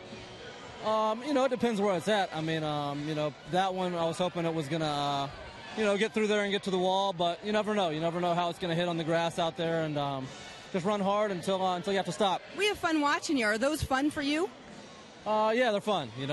That's part of my game is running, and anytime I can get a ball to the wall or drive a ball in the gap, I'm thinking 3 out of the box. We saw a nice defensive play and left by you as well. It seems like this team over these 3 games playing pretty good baseball. Yeah, we have. We've been swinging the bats well. We've been throwing the ball well, and playing good defense. So feels good when you're doing that. We'll let you go relax. Brett, thank you. Michael, back to you. Thanks, Brett, and thank you, Kim. Well, Kim has to sign that poster, and then she get back in the clubhouse and interview the Yankees. But Brett Gardner put on a show today. Extra base hits, flying around the bases, picking them up, putting them down. And the Yankees pick up a victory 9-1 here at the stadium.